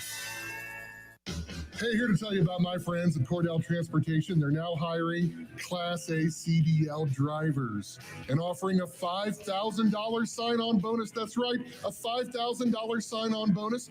Home daily, dedicated lanes, and no-touch freight. Brand new equipment as well. Medical, dental, vision, and company-paid life insurance. Call Cody right now. Apply online at CordellTransportation.com. Cordell Transportation, driven to succeed. Now at Menards, save big money on your next project with 11% off everything. Update your home with new siding. Timbercrest premium double 4-inch vinyl siding is 15% thicker than standard vinyl siding and designed to have a real cedar look. Right now, all Timbercrest vinyl siding is 11% off. Get 11% off everything now at Menards. Good through September 11th. Savings are mail-in rebate. Some exclusions apply. See store for details. Save big money at Menards. Your home for fun, food, sports, and spirits is also the home for value. Frickers! Frickers' everyday values begin on Monday with boneless frickin' chicken wings. Tuesday offers traditional frickin' chicken wings. On Wednesday, enjoy a steak dinner. And on Thursday, frickin' chicken chunks. Kids eat free every day. And your favorite events are on TVs everywhere. This spring and every day, the home for everyday values is the home for fun, food, sports, and spirits. Frickers! You have empty office space to fill or home office to create. You know what you need. You know what you'd like. But you also have a pretty good idea after you've shopped around the usual places what you need and what you like might not happen. Well, then you haven't been to Charles Larrick's Warehouse Outlet. Nobody has their selection. Nobody has their discounts. And every week there's something new. If you need office furniture, Larrick's Warehouse Outlet can sell it to you for half the price and below manufacturer's selected prices. Half price and below on hundreds of items. Selection from budget to the best. Really, desks from $50 to $5,000. Filing cabinets from $25 to $500. Before you go anywhere else, do yourself a favor and come to Larrick's Warehouse Outlet. With 25,000 square feet of selection, you're not going to go anywhere else. Larrick's Warehouse Outlet at 23 McOil Avenue, Dayton. Open Monday through Friday, 9 to 6. Larrick's, continuing the tradition. Okay, so you won't believe this. I mean, I sure couldn't. The deals at Kohl's right now, they're epic. I got the cutest fall tops from Sonoma Goods for Life for $10.99. $19.99 sneakers I can wear everywhere. And I picked up a Keurig coffee maker for less than $100. Amazing, right? I even got some Kohl's cash. So ready to break out all the layers and pumpkin spice everything. It's fall, y'all. Select styles, sale ends September 12th. Some exclusions apply. See store or Kohl's.com for details. What's up? This is Riley. And a little thing I love about the Chick-fil-A Grilled Chicken Club sandwich is the applewood bacon. It's savory and then it's also kind of sweet. And I think the combination of bacon with chicken and Colby Jack cheese, it just really knocks it out of the park. Hey, I'm Tanea. A little thing I love about the Chick-fil-A Grilled Chicken Club sandwich is the chicken. It's so juicy. It's grilled to perfection. I'm going to devour this sandwich. Order the Grilled Chicken Club sandwich on the Chick-fil-A app today. Real guests paid for their testimonials. 5G is here, but the big carriers want you to sign a pricey long-term contract to get in on the action. Well, no more, because Straight Talk Wireless has rolled out 5G coverage nationwide, with plans starting at just $35 a month with no contract. And get a Samsung Galaxy A32 5G for only $299, all on America's best networks. 5G coverage, 5G phones, less money. Straight Talk Wireless, no contract, no compromise. 5G capable device required, actual availability, coverage, and speed may vary. Want to look like $1 million but only spend a handful of bucks? Upgrade to a Dollar Shave Club 6-blade razor for a noticeably smooth shave thanks to their 6 precision-cut stainless steel blades. Razors can be so expensive, so don't spend all that money for a mediocre shave. With Dollar Shave Club, you get the shave you want every time. Dollar Shave Club, it's what dreams are shaved of. Find your perfect shave wherever you shop, in-store and online at dollarshaveclub.com. That's dollarshaveclub.com. dollarshaveclub.com. Welcome to the club. We are Dayton's home of the Ohio State Buckeyes. Into the end zone goes Chris Olave. KJ Hill, 6-yard touchdown catch. Right sideline and down he goes to the end zone. WING 1410 Dayton's ESPN Radio. You may have heard that Allstate has new low auto rates, but isn't it time to see for yourself? Visit allstate.com or call an agent for a quote today. NFL fans, the season is finally here. Get your picks submitted at wingam.com. Click on contest and enter the Pro Football Challenge. Weekly winners will win $20 in Frickers Fun Bucks. Get to wingam.com and get your NFL picks submitted now. Good luck. All sports, all the time. This is 1410 ESPN Radio. DIY means sawdust, work gloves, and the right tools. But at the Home Depot, the right tools means more than hammers and saws. It means a mobile app with built-in image search. That's a tool. Access an entire rental department with a swipe. That's another tool. For any project, start to finish, this isn't just DIY. This is doing like never before. This is the Home Depot. How doers get more done. Download our mobile app to get started. Want to look like $1 million but only spend a handful of bucks? Upgrade to a Dollar Shave Club 6-blade razor for a noticeably smooth shave thanks to their 6 precision-cut stainless steel blades. Razors can be so expensive, so don't spend all that money for a mediocre shave. With Dollar Shave Club, you get the shave you want every time. Dollar Shave Club, it's what dreams are shaved of. Find your perfect shave wherever you shop, in-store and online at dollarshaveclub.com. That's dollarshaveclub.com. dollarshaveclub.com. Welcome to the club. New surveys show that Americans don't think vaccines are enough to protect themselves and others from COVID-19. 80% want thermometers used in public places to screen for COVID-19. 36% know that non-contact devices are inaccurate, and 60% would not recommend that friends or family members enter places that screen with them. To be safe, use Exergen at home, at work, and in public. It's the only thermometer proven accurate by more than 100 published clinical studies. Learn more at Exergen.com. Hello, everyone. It's John Kozik, founder and president of TurboTrack Realty, and I buy houses as is, fast for cash. Call me today for an all-cash offer on any of your properties, and we can close within days at 614-470-2000, 614-470-2000. Do you own a property that's outdated and needs thousands of dollars in repairs? Great, I'll buy it. I'm a private real estate investor who can solve your real estate problems fast for cash. Do you want to sell and just be done with it? Okay, great. I buy vacant properties, boarded up houses, pre-foreclosures, and inherited properties. I also buy apartment buildings, rental portfolios, divorce homes. I even buy my tenant won't pay me the rent houses. I look forward to solving your real estate problems today. Call me today for an all-cash offer at 614-470-2000, 614-470-2000. Hi, I'm Sales Manager Jason High at Germain Honda Beaver Creek, proud recipient of the prestigious President's Award. We are your local Honda dealer, and we invite you to see our newly renovated state-of-the-art facility. You'll be amazed at our selection, and remember, all new Hondas come with a lifetime powertrain warranty. Visit us at Route 35, just east of 675, conveniently located near Wright-Patterson Air Force Base. Germain Honda Beaver Creek, the right car, the right price, the right way. I'll see you soon. CVS pharmacists have a tool designed to look for ways that may help lower your prescription costs. Visit CVS today. The Justin Kinner Show with Kev Nash, presented by Orion Sports Medicine. Weekdays at 3 p.m. right here on Dayton's ESPN radio station, 1410 Wing AM. College football playoffs, Browns, Bengals, Buckeyes, and more. Catch the Keith Fire Show Mondays at noon on 1410 ESPN Radio. We're live. We're local. What are you gonna miss? He struck him out. We're Dayton's ESPN radio station. Now, let's send it to the WING studios for Dayton's only local sports talk show. It's the Justin Kinner Show with Kev Nash, presented by Orion Sports Medicine. Justin Kinner, Kev Nash, back with you here on 1410 ESPN Radio, hour number 2. Happy Wednesday. Well, tomorrow the NFL season kicks off, which is pretty freaking cool.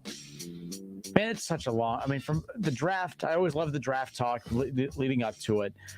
And then you have fun with it about 2 weeks after, and then there's the schedule release, and then there's just this long, dull period. But I'm tired of all the what-ifs. We now get to use actual games to form opinions on now, and that's all that matters. Tomorrow night, Buccaneers and Cowboys kick off the 2021 NFL season. Speaking of that, the Pro Football Challenge, get your weekly picks submitted at wingam.com. Win $20 in Frickers Bucks if you have the most picks correct of everybody in the field. And, of course, we'll be filling ours out tomorrow on the show as well. So get there, get your picks submitted, and put yourself in position to potentially win $20 in Frickers Bucks. By the way, calling around to get a tea time for a night. And when did it become practice to say, no more golf carts after 6. You have to walk only. I'm not a walker. I don't walk. Good exercise. And then I'm not throwing any course under the bus or by any means. But I was golfing about 2 weeks ago, and they said, hey, they need to be in by 8, and yada, yada, or it was like 8:10 or something crazy like that. And we're out, and we're literally on the last freaking hole. The last hole. There's no one up there. There's all these people in golf carts who are way behind us. Then they come out and take our cart and make me walk the rest of the way. And I go, you can't just let us finish. Literally, I see all these carts lined up that you could start washing. I promise you will. It's not like you need my cart to put at the end before you start washing the rest. Oh, it irritates me. I get so, my one buddy, God bless him, he's super polite and super calm and everything, and I'm just sitting there no, this is stupid. I know I'm in better shape than I was years and years ago, but this is absolutely ridiculous. Then call back again. Then they won't give us golf carts for tonight. Oh no, we don't do that. What do you mean you don't do that? There's not a whole lot of reasons to go to that particular golf course to begin with. Carts should be at the very least the expectation of what to get when you go there. And I hate people who walk. You're just showing off. And by the way, if you walk and you're bad at golf, they should kick you out. If you walk, it's you because you're confident that you're just going to keep moving forward. You're going to keep the pace. No, I hate the people that walk and they're walking left and right instead of just right down the fairway. That drives me nuts. Now, I'm not that very good at golf. I'm not very good at all, actually. But at least I know some things to do and not to do. And walking and being bad at the same time, no. And no one wants me walking because I will have everyone backed up a mile long. Sports show, right? That's sports. Yeah, sports. So there you go. It's the Justin Kinner Show with Kev Nash, presented by Orion Sports Medicine. Okay, let's get into this. So I found this interesting. We knew it was only a matter of time. Justin Williams on Twitter, he's a staff writer for The Athletic. He covers the Cincinnati Bearcats. There were some rumblings of this earlier today that the Bearcats had submitted their application to join the Big 12. And it's interesting because I don't know how I don't really know what to feel about this. Kev, the Big 12 without Texas and Oklahoma is what? If Cincinnati a year ago, if the news would have broke a year ago that Cincinnati had submitted an application to join the Big 12 with Texas, with Oklahoma, I would have been like, oh man, that's awesome. I don't get the same warm, fuzzy feelings inside when I read the headline that the Bearcats had submitted their application for membership to the Big 12 earlier today, mainly because I mean, I get it. The money of the Big 12 is there. So that's an automatic upgrade. So I guess I'm answering my own question throughout this. I just don't find this move as sexy as what I once did maybe a year ago because Texas and Oklahoma are gone. I am happy that the Big 12 is moving forward with trying to add pieces instead of just letting the whole thing fold because I really wasn't. I mean, when you talked about that alliance, I did find it very jarring that that they weren't included in the ACC, Big Ten, in the Pac-12, alliance. So I felt like that was a kind of a sign of, okay, they're clearly not involved in the future of college athletics right now, or at least the conference itself, not the programs themselves. But clearly that's not the case. Now, according to Justin Williams, who covers the Bearcats for The Athletic, he says that the Big 12 is expected. So the news is that Cincinnati had submitted their application to their membership application to the Big 12. But the Big 12 is expected to announce that they will accept the applications of Cincinnati, Houston, UCF, and BYU later this week. It's Wednesday, so that could be as early as tomorrow or Friday. Tonight. Or 6 o'clock right when the show ends. So, look, I think is the Big 12 better off with this? I mean, they're better off. This is the best option because it's either this or you just fold completely, and then those teams, go and they populate the other Power 4 conferences at that point. But this is pretty bad for the American Conference. I mean, you're losing Houston, you're losing Cincinnati, and you're losing UCF. Big states, big recruiting markets, big TV markets right there as well. BYU and Independent, an interesting addition right there. Good for BYU for going the conference route, by the way. I like those 4 teams as a package. You don't replace Texas and Oklahoma, but you at least kind of stop the bleeding a little bit. I think that those are good starts. And I think that if this was Cincinnati 4 years ago, probably not that big of an addition. This brand right now, this is huge for Cincinnati because I really do. I felt like Luke Fickell was going to bounce after this coming up year. If you're Luke Fickell, you just moved into a Power 5 conference without having to leave the program that you've put on a great foundation. He could be a part of what takes Cincinnati to that next level. I really hope Luke Fickell stays in Cincinnati. I really hope that Cincinnati becomes a powerhouse now. And I don't mean like an Ohio State, Clemson, Alabama powerhouse, but I mean the face of the Big 12. They have the resources and the recruiting, market to be able to pull that off. And obviously the success they've had recruiting out of the state. If Luke Fickell can get people from out of state to come to Cincinnati of all places, imagine in the American Conference without a chance to make the playoff. Okay. Imagine what you could do with more resources, playing in a Power 5 conference, the opportunity to get to the playoffs, the opportunity to compete for a national championship. It's a completely different ballgame at this point. I love this move for Cincinnati, not just because, like I said, it feels a little more watered down than a year ago if the news would have broke, but because Cincinnati has been so dang close in the American, and I felt like this was their last chance to make any kind of noise whatsoever. This might keep Luke Fickell. It might keep the recruiting train rolling for the Bearcats, and it might keep the success of the Bearcats as far as them being a high-profile program now moving forward. I think it's big for the Bearcats. I don't know if it's big for the Big 12, but it's definitely big for the Bearcats as far as that's concerned. I'll attack this from the Big 12's perspective first. I think this is a good move for the Big 12 for multiple reasons. One, now you have a footprint in the state of Ohio. State of Ohio produces a lot of good football talent, that Division I football talent. I mean, we take a look at some of the kids that come from Troutwood that go D1, some of the guys that go from Springfield that go D1. A lot of those guys end up at your Michigan States, your Kentuckys, and things of that nature. So now you have a footprint here. So now you can come to Ohio and say, hey, man, we're going to give you an opportunity to play in front of your fans every year. So the Oklahoma States can recruit from the state of Ohio now as well. So you got that underneath your belt. And also now you have a footprint in Florida with UCF. And now you have a bigger footprint in the state of Texas because, Texas Tech is still in the Big 12 and everything like that. But Texas Tech is in Lubbock, Texas. You're from Texas. You know where Lubbock, Texas is, right? El Paso. I'm from But Houston, Texas, one of the biggest cities in the United States. So now you have a program there. So now you can recruit more players from that area as well. So you have that. Now, from the UC perspective, look, man, I'm old enough to remember when UC used to play in the Great Midwestern Conference. That's back when Nick Van Exel was on the basketball team at UC and making runs to the Final Four with Bobby Huggins. Then they jumped to the I can't remember where they jumped to before they jumped to the Big East, but they had a conference that they played in before they made the move to the Big East, and then they played in the Big East.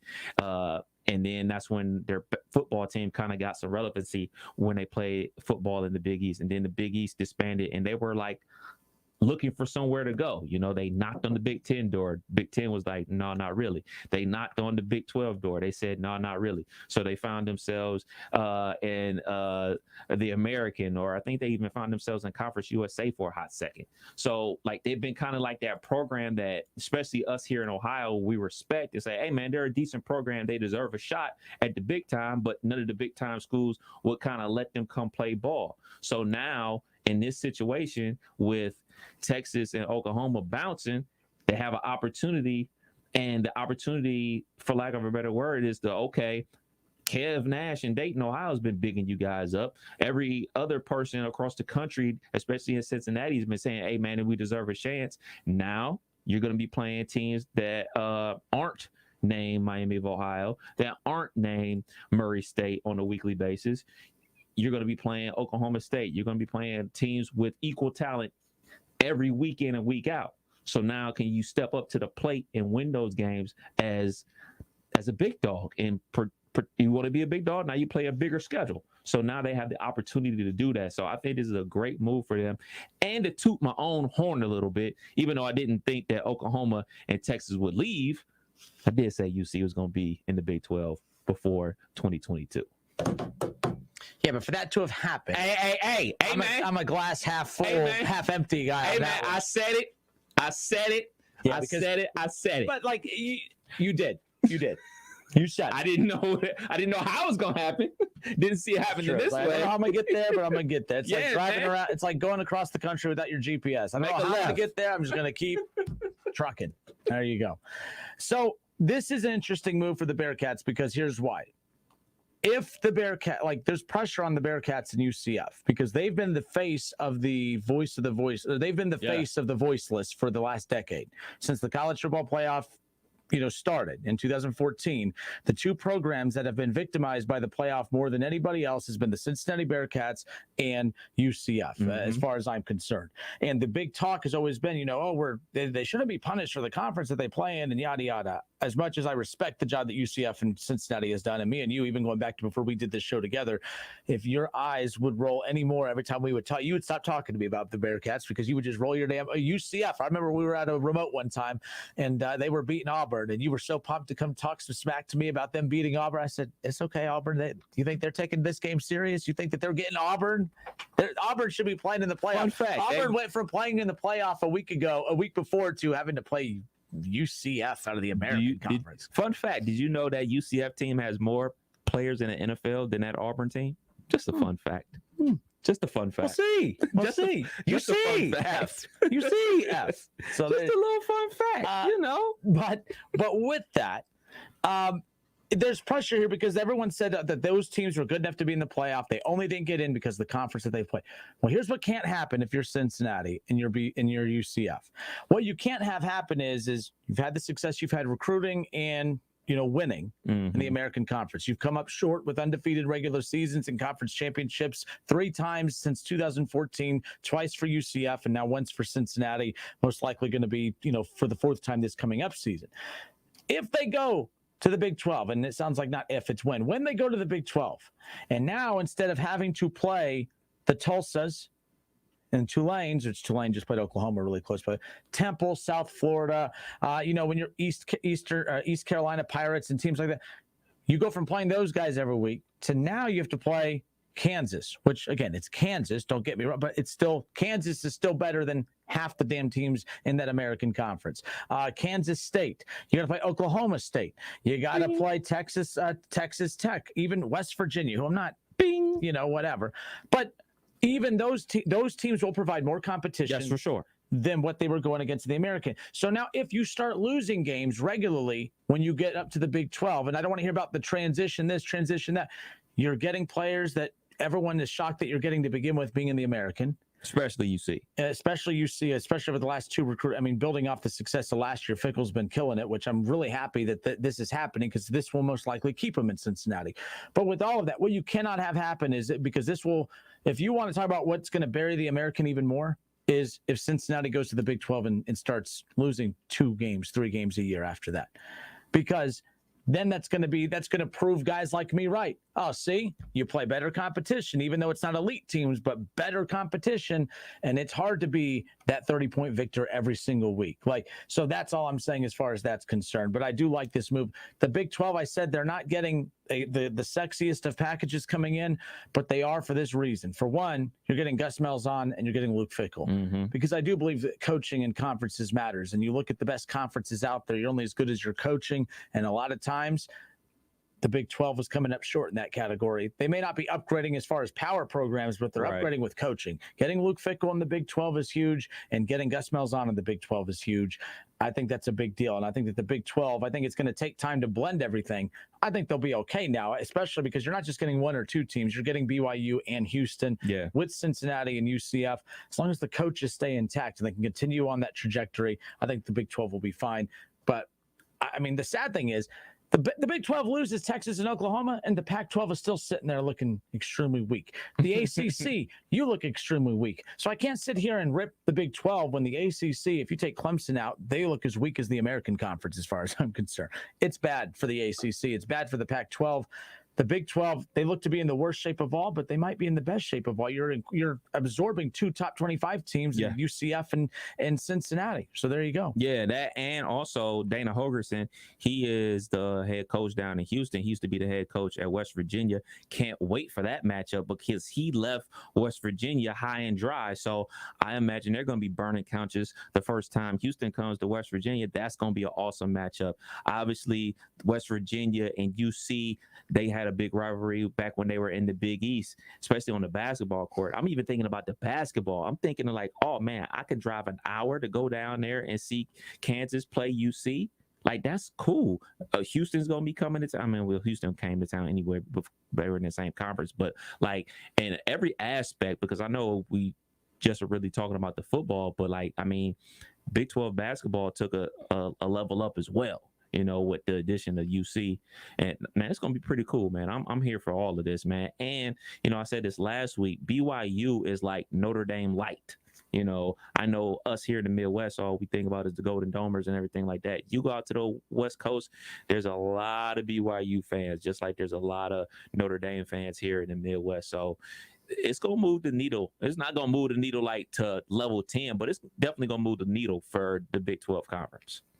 So, and by the way, 518-1410, 518-1410. What does this mean? Like, I'm curious people's thoughts on this. The Bearcats going to the Big 12. Are they going to be able to continue the success that they've had recently in the American? Will they be able to transition that into the Big 12 seamlessly? Or will there be bumps in the road? The reason I do not think that there should be bumps in the road is because they're out recruiting more than half of the Big 12 already in the American. So I feel like it all comes down to talent and coaching.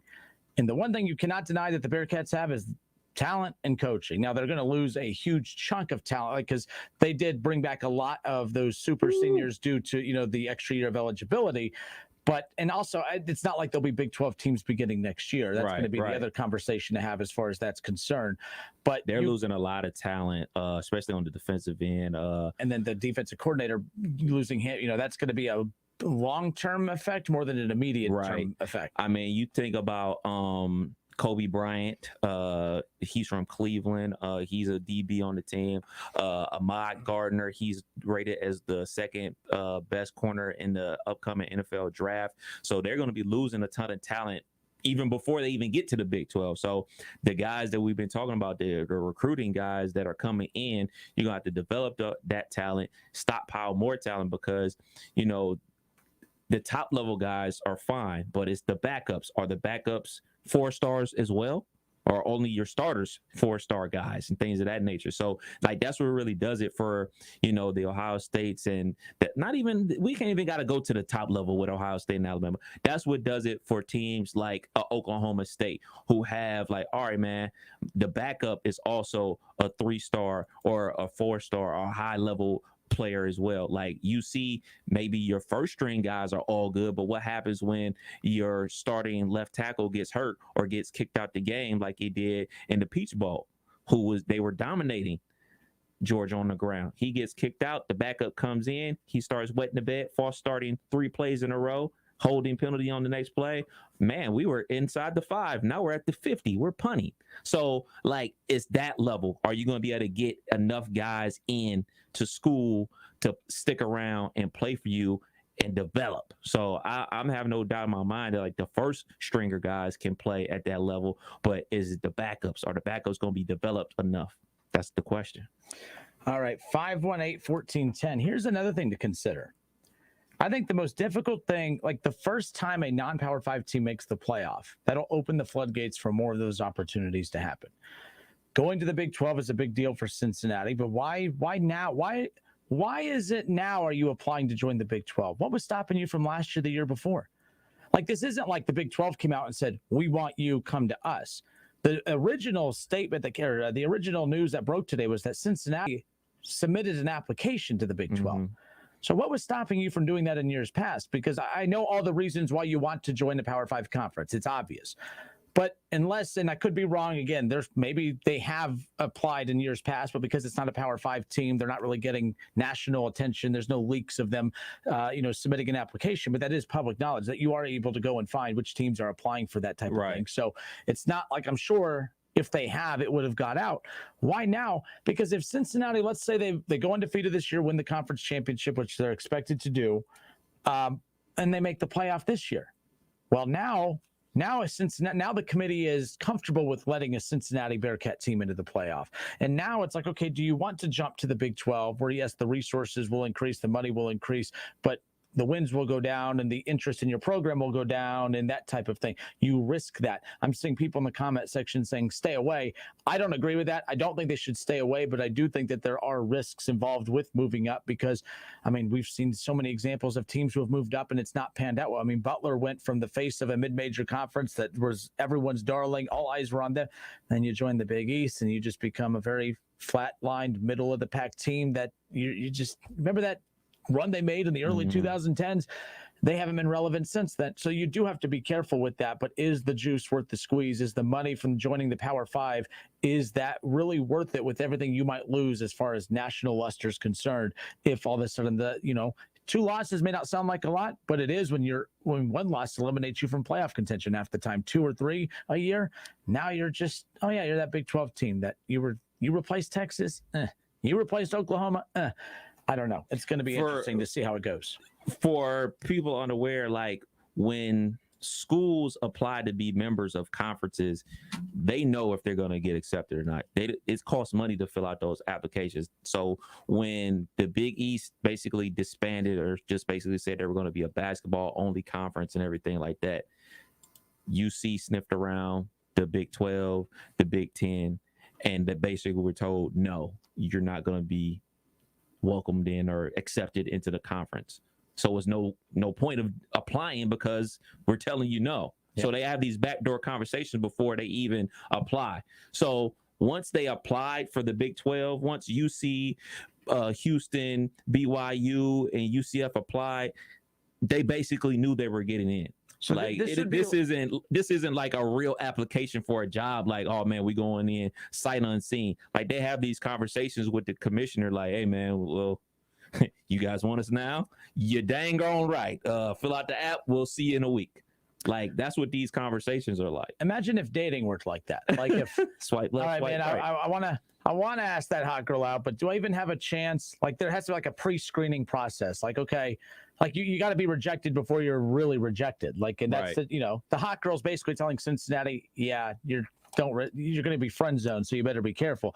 Now all of a sudden, the Bearcats, they got taller, they've lost some weight, they're a little bit more athletic, they're more aesthetically pleasing to take to family functions and to hang out with friends. And now all of a sudden, the Big 12, they're like, this is why I was like, if I'm Cincinnati, I tell the Big 12, nah, I'm good. Now you need me now more than I need you. Nah, I'm good. But no, they both desperately need each other. But sometimes the grass isn't always greener. But I think this is a gamble you have to take if you're Cincinnati. Yeah, you got to take the gamble because of the amount of money that's going to be on the table versus the amount of money that you're already getting from, your conference that you're in. Like, we're probably talking an extra comma in money towards the program and everything like that. And that program isn't just for the football program. All that money trickles down to the basketball, to your non-revenue generating sports and everything like that. That's more money for the university. So we already know what these schools are about. And we're not just talking about athletics, we're talking about higher education in general. You know, they are about their money. They are about their bag. So, you know, there was no doubt in my mind once I saw that news break, I think it was like on Saturday, talking about all those schools applying for membership. I was like, well, they finally got what. It's not a matter of if, it's when. Yeah, it's a win, and I believe that their conference, they're up for a contract negotiation with their TV partners within like the next 3 years. So like all that stuff just lines up perfectly, because if you're in a situation like we were talking about with Oklahoma and Texas, you know, theirs is coming up, but SEC might help them lawyer up, might help them pay to get out of that contract to get them in the conference sooner, and vice versa with, you know, the Big 12, because if they're going to be losing Texas and Oklahoma at the same time, they probably want to be welcoming these same teams to their conference. So it's going to work out. So it is what it is. This is the new world. Well, this isn't a new world. This has been the world of college football and college sports in general. Teams, quote unquote, leveling it up to a different conference. All right. Well, with, you know, I'm really curious of how this is going to trickle down into this city, because I do believe that this move right here, the Bearcats applying, you know, to become a member of the Big 12, could have an impact on the Dayton Flyers program, not just from from an athletic standpoint. I want to talk about that on the other side. You're listening to the Justin Kinner Show with Kev Nash, presented by Orion Sports Medicine. Dayton Flyers fans, I'm just curious.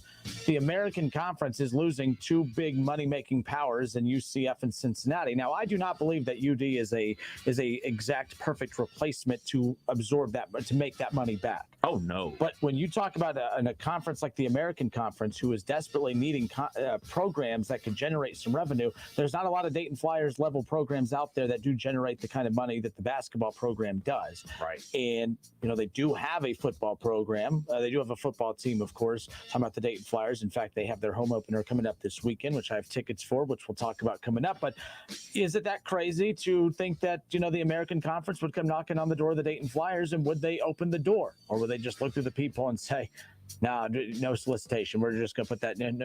We're not going to talk to you." That's what I'm curious about, is could this have an impact? Could this lead to the Dayton Flyers leaving the A-10 and becoming an American Conference team? I know that there's a lot of things that have to be maneuvered for that to happen, but the American Conference, who would need who more?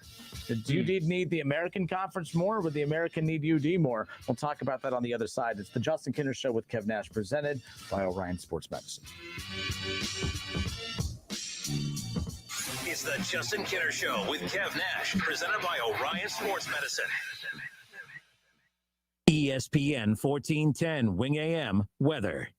This afternoon will be clear and sunny, a high near 80. Tonight will be mainly clear, a low near 55. And tomorrow will be clear and sunny, a high near 76. I'm Pete Spivak for 1410 ESPN Radio. Ladies and gentlemen, today's opponents on Man versus Train. At the crossing, we have Rick, a 175-pound frustrated man who's running late for work. And on the tracks, we have Bull, a 1 million-pound freight train that takes a mile to stop. Let's see who comes out on top.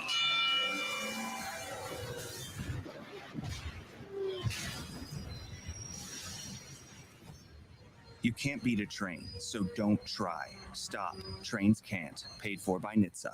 Hello, everyone. It's John Kozik, founder and president of TurboTrack Realty, and I buy houses as is, fast for cash. Call me today for an all-cash offer on any of your properties, and we can close within days at 614-470-2000, 614-470-2000. Do you own a property that's outdated and needs thousands of dollars in repairs? Great, I'll buy it. I'm a private real estate investor who can solve your real estate problems fast for cash. Do you want to sell and just be done with it? Okay, great. I buy vacant properties, boarded up houses, pre-foreclosure foreclosures, and inherited properties. I also buy apartment buildings, rental portfolios, divorce homes. I even buy my tenant won't pay me the rent houses. I look forward to solving your real estate problems today. Call me today for an all-cash offer at 614-470-2000, 614-470-2000. OHMB 803-342 and MLS 304138. Do you need help with a loan to purchase or refinance your home? Have you applied for a home loan and been told you do not qualify for a loan? Are you a first-time buyer and have questions regarding the home buying process? Are you considering refinancing your existing home? Do you live in Ohio, Kentucky, Indiana, Florida, or South Carolina? If you answered yes to any of the above questions, you need to call Forrest Ferris at 3rd Street Financial Home Loans at 513-320-5911, who is available 7 days a week to help you. We're 3rd Street Financial Home Loans, and Forrest Ferris specializes in approving home loans banks and other lenders cannot or will not approve. Some of our clients might have low credit scores, been through a divorce, want to buy a home for sale by owner, are in a land contract, or dealing with probate or estate homes. Call Forrest now for a free estimate, 513-320-5911. That's 513-320-5911. Offer valid for purchase or refinancing of homes located in Ohio, Kentucky, Indiana, Florida, and South Carolina only. Minimum loan amount $60,000. Limitations and restrictions apply. There's never any FOMO with the iHeartRadio app. You won't ever have to miss out on your favorite shows and contests with this radio station again. Radio 24/7, 365. We're here when you want us. Stay connected and listen anywhere when you download the free iHeartRadio app. Looking for a career and not just a job? Then Dayton Progress is looking for you. Dayton Progress is the leading international manufacturer of tools and tooling components for the metal stamping industries and has immediate openings for their entry-level machinists. No prior experience is required, and Dayton Progress will train you, starting with the basics. They offer competitive wages starting at $15 per hour and up to $18 per hour with prior experience. New hires are eligible for merit increases after 90 days of employment. They also offer private health care, including vision and dental, free life insurance, a contributory 401k, promotions from within, company service recognition, and 100% tuition reimbursement to local state colleges. Dayton Progress is a great place to work and has been a Dayton landmark for over 70 years. Apply today by emailing your resume to jobs@DaytonProgress.com. That's jobs@DaytonProgress.com. Dayton Progress is an equal opportunity employer. Weather is brought to you by Cullet Propane, making buying propane easy since 1952, offering budget billing and pre-buy options. Find out more at culletpropane.com. Vaccines are not enough, and accurate thermometers are essential for everyone. COVID is once again a major concern, and fever is the key symptom for both the flu and COVID. An accurate thermometer, like the Exergen temporal scanner, is essential to detect fevers early and reliably. Studies have shown that non-contact thermometers are ineffective and therefore dangerous, as they create a false sense of security. Exergen is working with a single focus to ensure that everyone who needs an accurate thermometer can purchase one. Learn more at exergen.com. Panera believes in saying yes. Yes to clean, fresh ingredients. Yes to the new chicken sausage and pepperoni flatbread topped with rich mozzarella. Yes to delicious mac and cheese. Yes to putting it on a sandwich, creating the grilled mac and cheese sandwich. And yes to impromptu road trips to Sandwich, Illinois. Because that's living life to the flavor fullest. Get free delivery when you order on our app through September 14th. Panera. Live your yes. Pricing and product availability may vary. Visit PaneraBread.com. CVS pharmacists have a tool designed to look for ways that may help lower your prescription costs. Visit CVS today. NFL fans, the season is finally here. Get your picks submitted at wingam.com. Click on contest and enter the Pro Football Challenge. Weekly winners will win $20 in Frickers Fun Bucks. Get to wingam.com and get your NFL picks submitted now. Good luck. Attention men under the age of 35. You know what really impresses the ladies? When a guy has a few drinks and later gets pulled over for buzz driving. That could cost you around $10,000 in fines, legal fees, and increased insurance rates. There goes let's grab dinner and a movie. Oh, I know. You drive more carefully when you're buzzed. You've proven that hundreds of times. A woman admires that kind of confidence. And you've practiced how to speak if a cop does pull you over. Slowly, clearly, and politely, like, "Good evening, officer." A woman admires that kind of foresight. And what woman doesn't find it adorable that you call it buzzed even though the law calls it drunk? You can kiss $10,000 goodbye, along with any chance of having a girlfriend. Because nothing says I'm a catch more than a guy who lives in his parents' basement and calls it my place. Buzzed, busted, and broke. Because buzz driving is drunk driving. A message from the National Highway Traffic Safety Administration and the Ad Council. Excuse me. I know you have a 9 o'clock, so I'll keep this short. I'm the business suit in the back of your closet. You wore me nearly every day before your office went, quote, casual. I used to be the CEO of your closet. Now I'm just that one intern no one ever talks to. I always thought you'd circle back with me, get granular, keep me in the pipeline. But nada, nothing. Don't you remember the McKittrick presentation? You spilled coffee on me and I still looked amazing during the breakout talkback Q&A. So I think it's time for me to move on. I've got a great resume and I absolutely crush it in interviews, okay? Let's make this a clean break. Shift the paradigm. The only thing I ask is that you think outside the box here and do this. Take me to Goodwill, where I can really make a difference.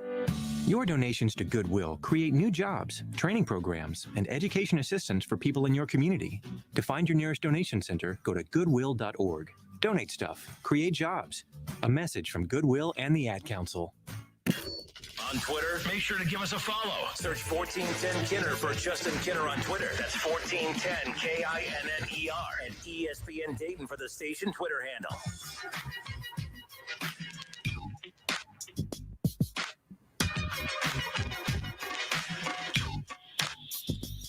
Welcome back. Justin Kinner, Kev Nash with you here on 1410 ESPN Radio. We are live on Facebook and YouTube. Head to Facebook, search The Justin Kinner Show. Kev, if you just scoot to your left a tad, you'll be back in the camera angle. There you go. Hi, Mom. So now you could, see, we're talking about, because we're on camera.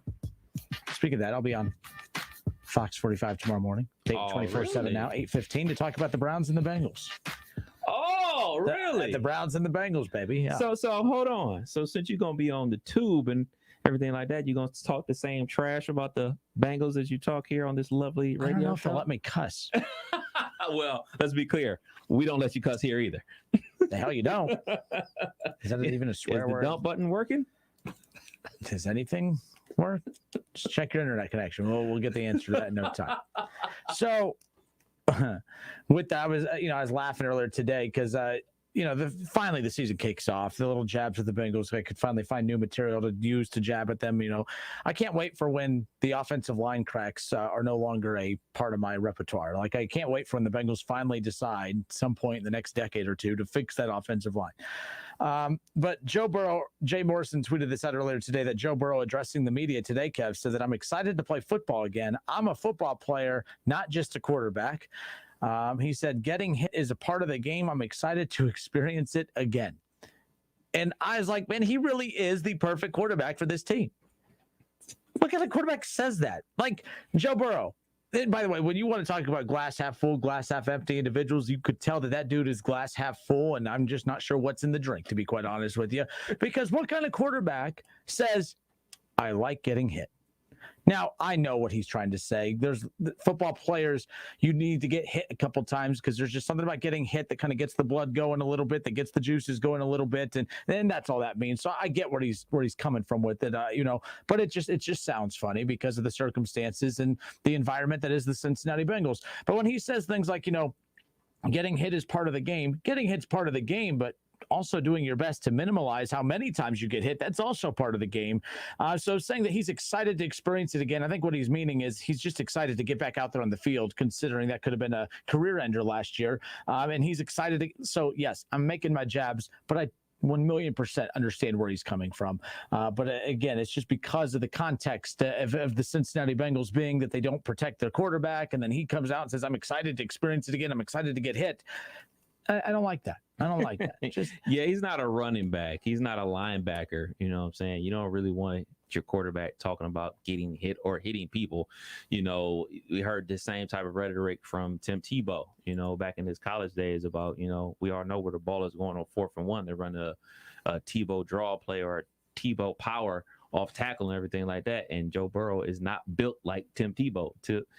Joe Burrow is built like a traditional quarterback. He's like 6'3", 200-something pounds that stands in a pocket. And yes, Joe Burrow is super athletic. I mean, obviously, we know all the stories about Joe Burrow playing point guard in high school, played a little bit of baseball and everything like that. And Urban Meyer fell in love with him because of his running ability and everything like that. But you know what? With that knee coming off of surgery, I don't really want him running.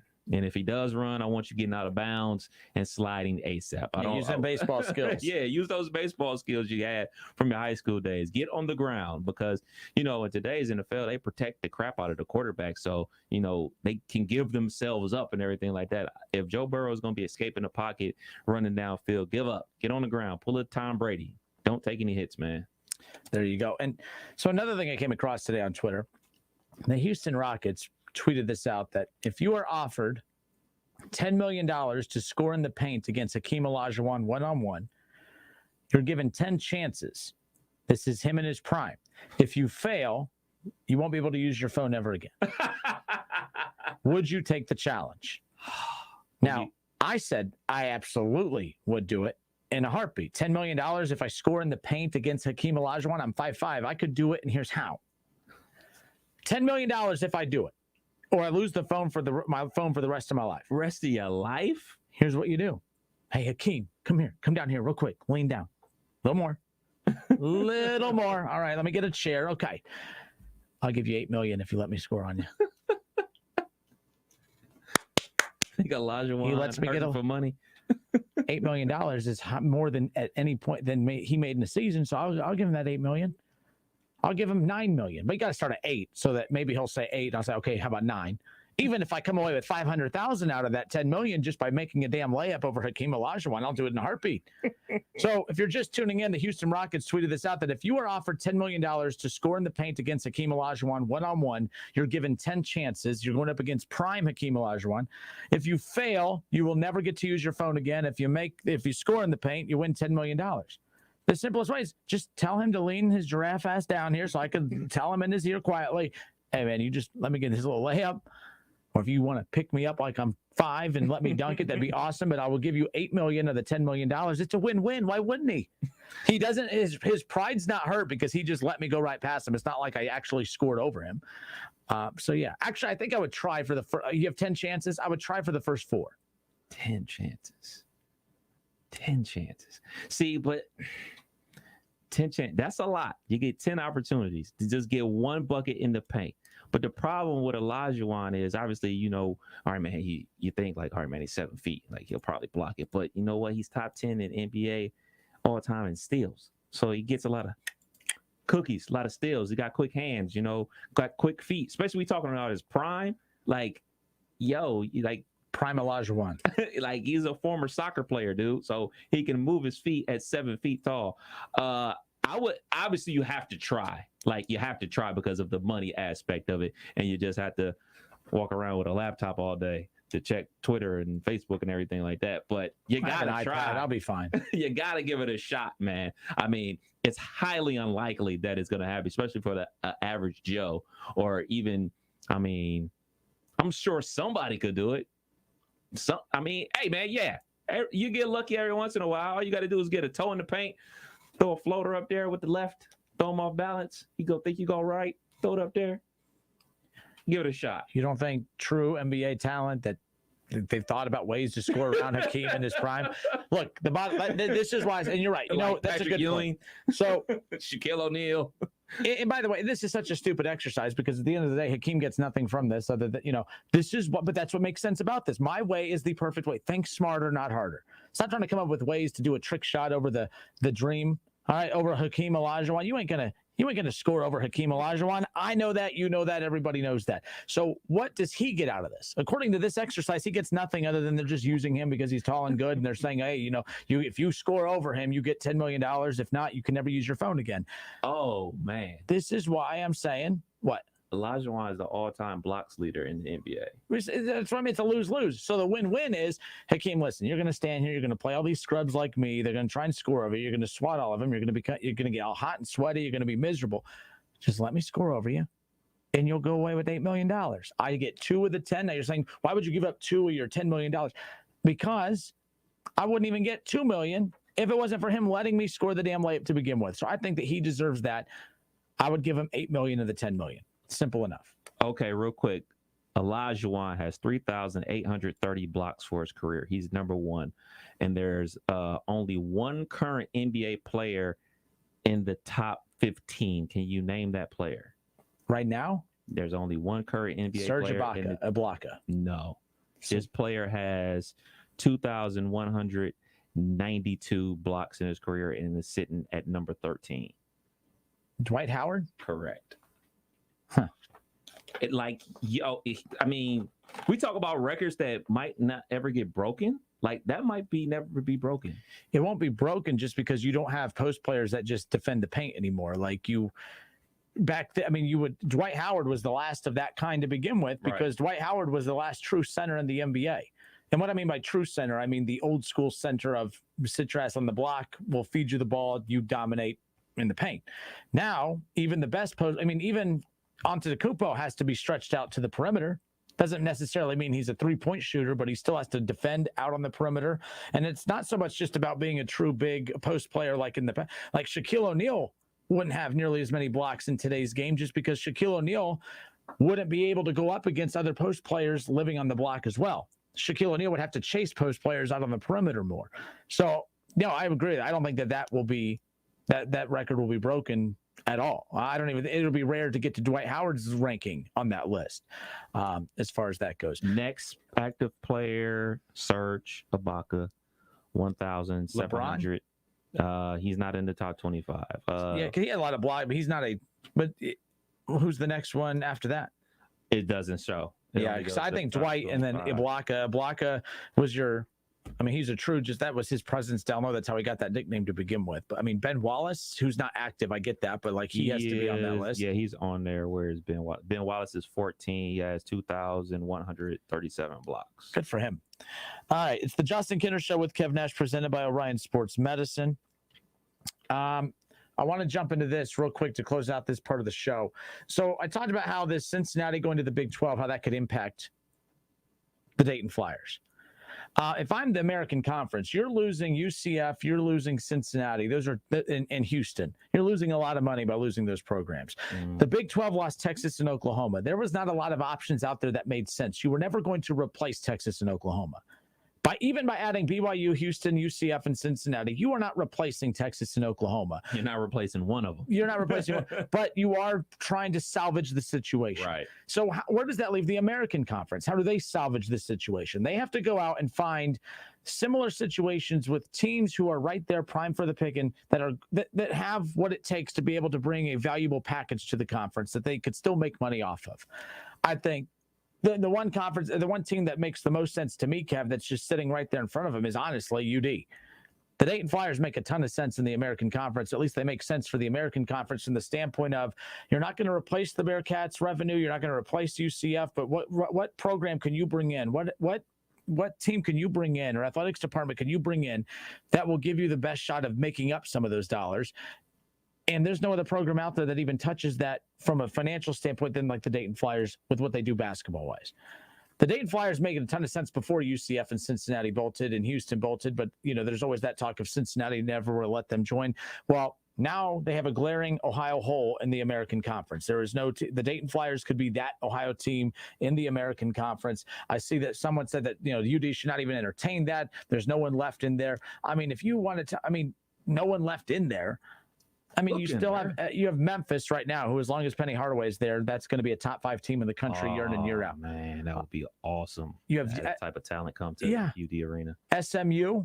They haven't been the same since Larry Brown was cheating with them, but nonetheless, that's still.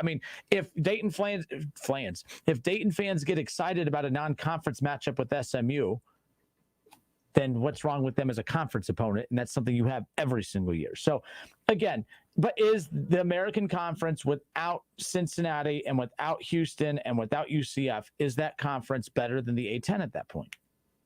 Because of Memphis, yes, but Memphis, that's an anomaly. That's not always going to be the case, right? Right. So is the American would that be? I mean, Temple, that's an old school game right there. I would love that matchup right there. I mean, Tulane and Tulsa. I mean, maybe not. Maybe it's not as sexy as what I was hoping for. By the way, as constructed, I've always been a fan of the American Conference. Yeah. The thought of having Memphis and Cincinnati and UCF and Houston and teams like that go into UD Arena every single year. I've always been a bigger fan of that move for Dayton than the Big East at this point, just with the way it's presently constructed. And I'm glad you brought up the Big East, because that's my question for you, and you will know a lot better than me. How come UD isn't pushing for the Big East? I mean, I think you look at the Big East and the way it was initially constructed back in the 80s and everything like that, with the type of schools that they are, private schools, the Georgetowns of the world, the Villanovas of the world, the Syracuses of the world, and things of that nature, with religious backgrounds to the institutions of higher learning and everything like that. And now they're only basketball conference as it was originally constructed to be. Like, for me, from an outsider looking in, I would figure that, hey, man, that's a shoe-in for UD. Like, that's the place where they should be. Like, everything lines up. It lines up academically. It lines up, strictly being worried about basketball, not worried about, football, tearing down their conference and everything like that. I always figured, like, that would be the play for UD eventually. I mean, but that's been the talk of them for the longest time. But I've always asked, all I hear is, the fan base and the ratings for TV games and the success of the program. Like, then why are you still in the A10? They've been in the A10 for a long time. But for me, the big thing that I'm always big on is to move up a conference, you have to dominate the one you're in. Could the Big East look at UD and say, okay, we know you're a storied program and you've had runs of success. Texas quote unquote, moved up to the SEC. And they haven't won tomatoes. I mean, that's not the same thing even at all. Apples and oranges right there. I don't even know what the hell I said tomatoes for. But anyways, I think I was trying to go for something there in the backfire. It's not even close to being the same thing, because Texas was brought on for one just because the brand itself. Now, UD's brand is solid, yes. But, I mean, they're not even dominating the A10. It's not like they're winning the A10 every year. Right. They're not making the NCAA tournament every year. To go to the Big East, and it's not like that's a great conference as currently constructed right now. It's not the Big East of old. Right. But I also think that that's lost its luster. The Big East would definitely be an improvement. I think they would love to go there. I would assume so. But there's a reason that UD's still in the A10, whether it's they think that they should be in a bigger conference, whatever that reason is, I don't know. But there's a reason that they're still in the A10. And it's not because of lack of resources. It's not because of lack of a supporting fan base. It's not because of lack of interest, not just locally, but nationally. So there's other reasons to why they have not been able to move out of the A10 as far as that goes. But I feel like the American would make a lot more sense. It makes geographical sense for one. You don't have Cincinnati blocking that anymore. You go to a bigger conference that would be more respectable on the recruiting trail. Anthony Grant's kicking ass, even with the team being on the recruiting trail, even with the team being in the A10 as of right now. So I think that would be an upgrade. Now, I've talked to some people earlier today that have said no, that UD would scoff at it. They wouldn't even entertain that. I'm like, well, beggars can't be choosers. And there's really not a whole lot of options. Right now, this makes a lot of sense. There's no Ohio team in the American Conference. This would be the time to move to that conference as far as I'm concerned. But who knows what can come from that. Right check, there'll go. Right state, what'd you say? Oh, well, we know. Yeah. Well, we know. Wouldn't that be funny? Oh, man, that was all. No, dude, wouldn't that be funny? Dude. As an athletics package, right state from top to bottom, because keep in mind, it's not just one sport outside of football. There's not just one sport that a program would be moved into a bigger conference for. Right. If you look at it as a whole, UD basketball is God. It doesn't even come close to that. Okay. Wright State can't touch that. And I'll never say otherwise. But as a whole, when you look at the success of the entire Wright State athletics package as a whole, between baseball, between volleyball, between men and women's basketball as a whole, you're getting a lot more than just the one. I'm just saying, like, that's not an opinion. That's common sense. That's a fact. I mean, when you look at what Wright State has done this last 6-7 years with all of the sports, between baseball, between men and women's basketball, between volleyball. I mean, let's be real here. I mean, like it doesn't even come close. So it is what it is. Hour 3 coming up next. It's the Justin Kinner Show with Kev Nash, presented by Orion Sports Medicine.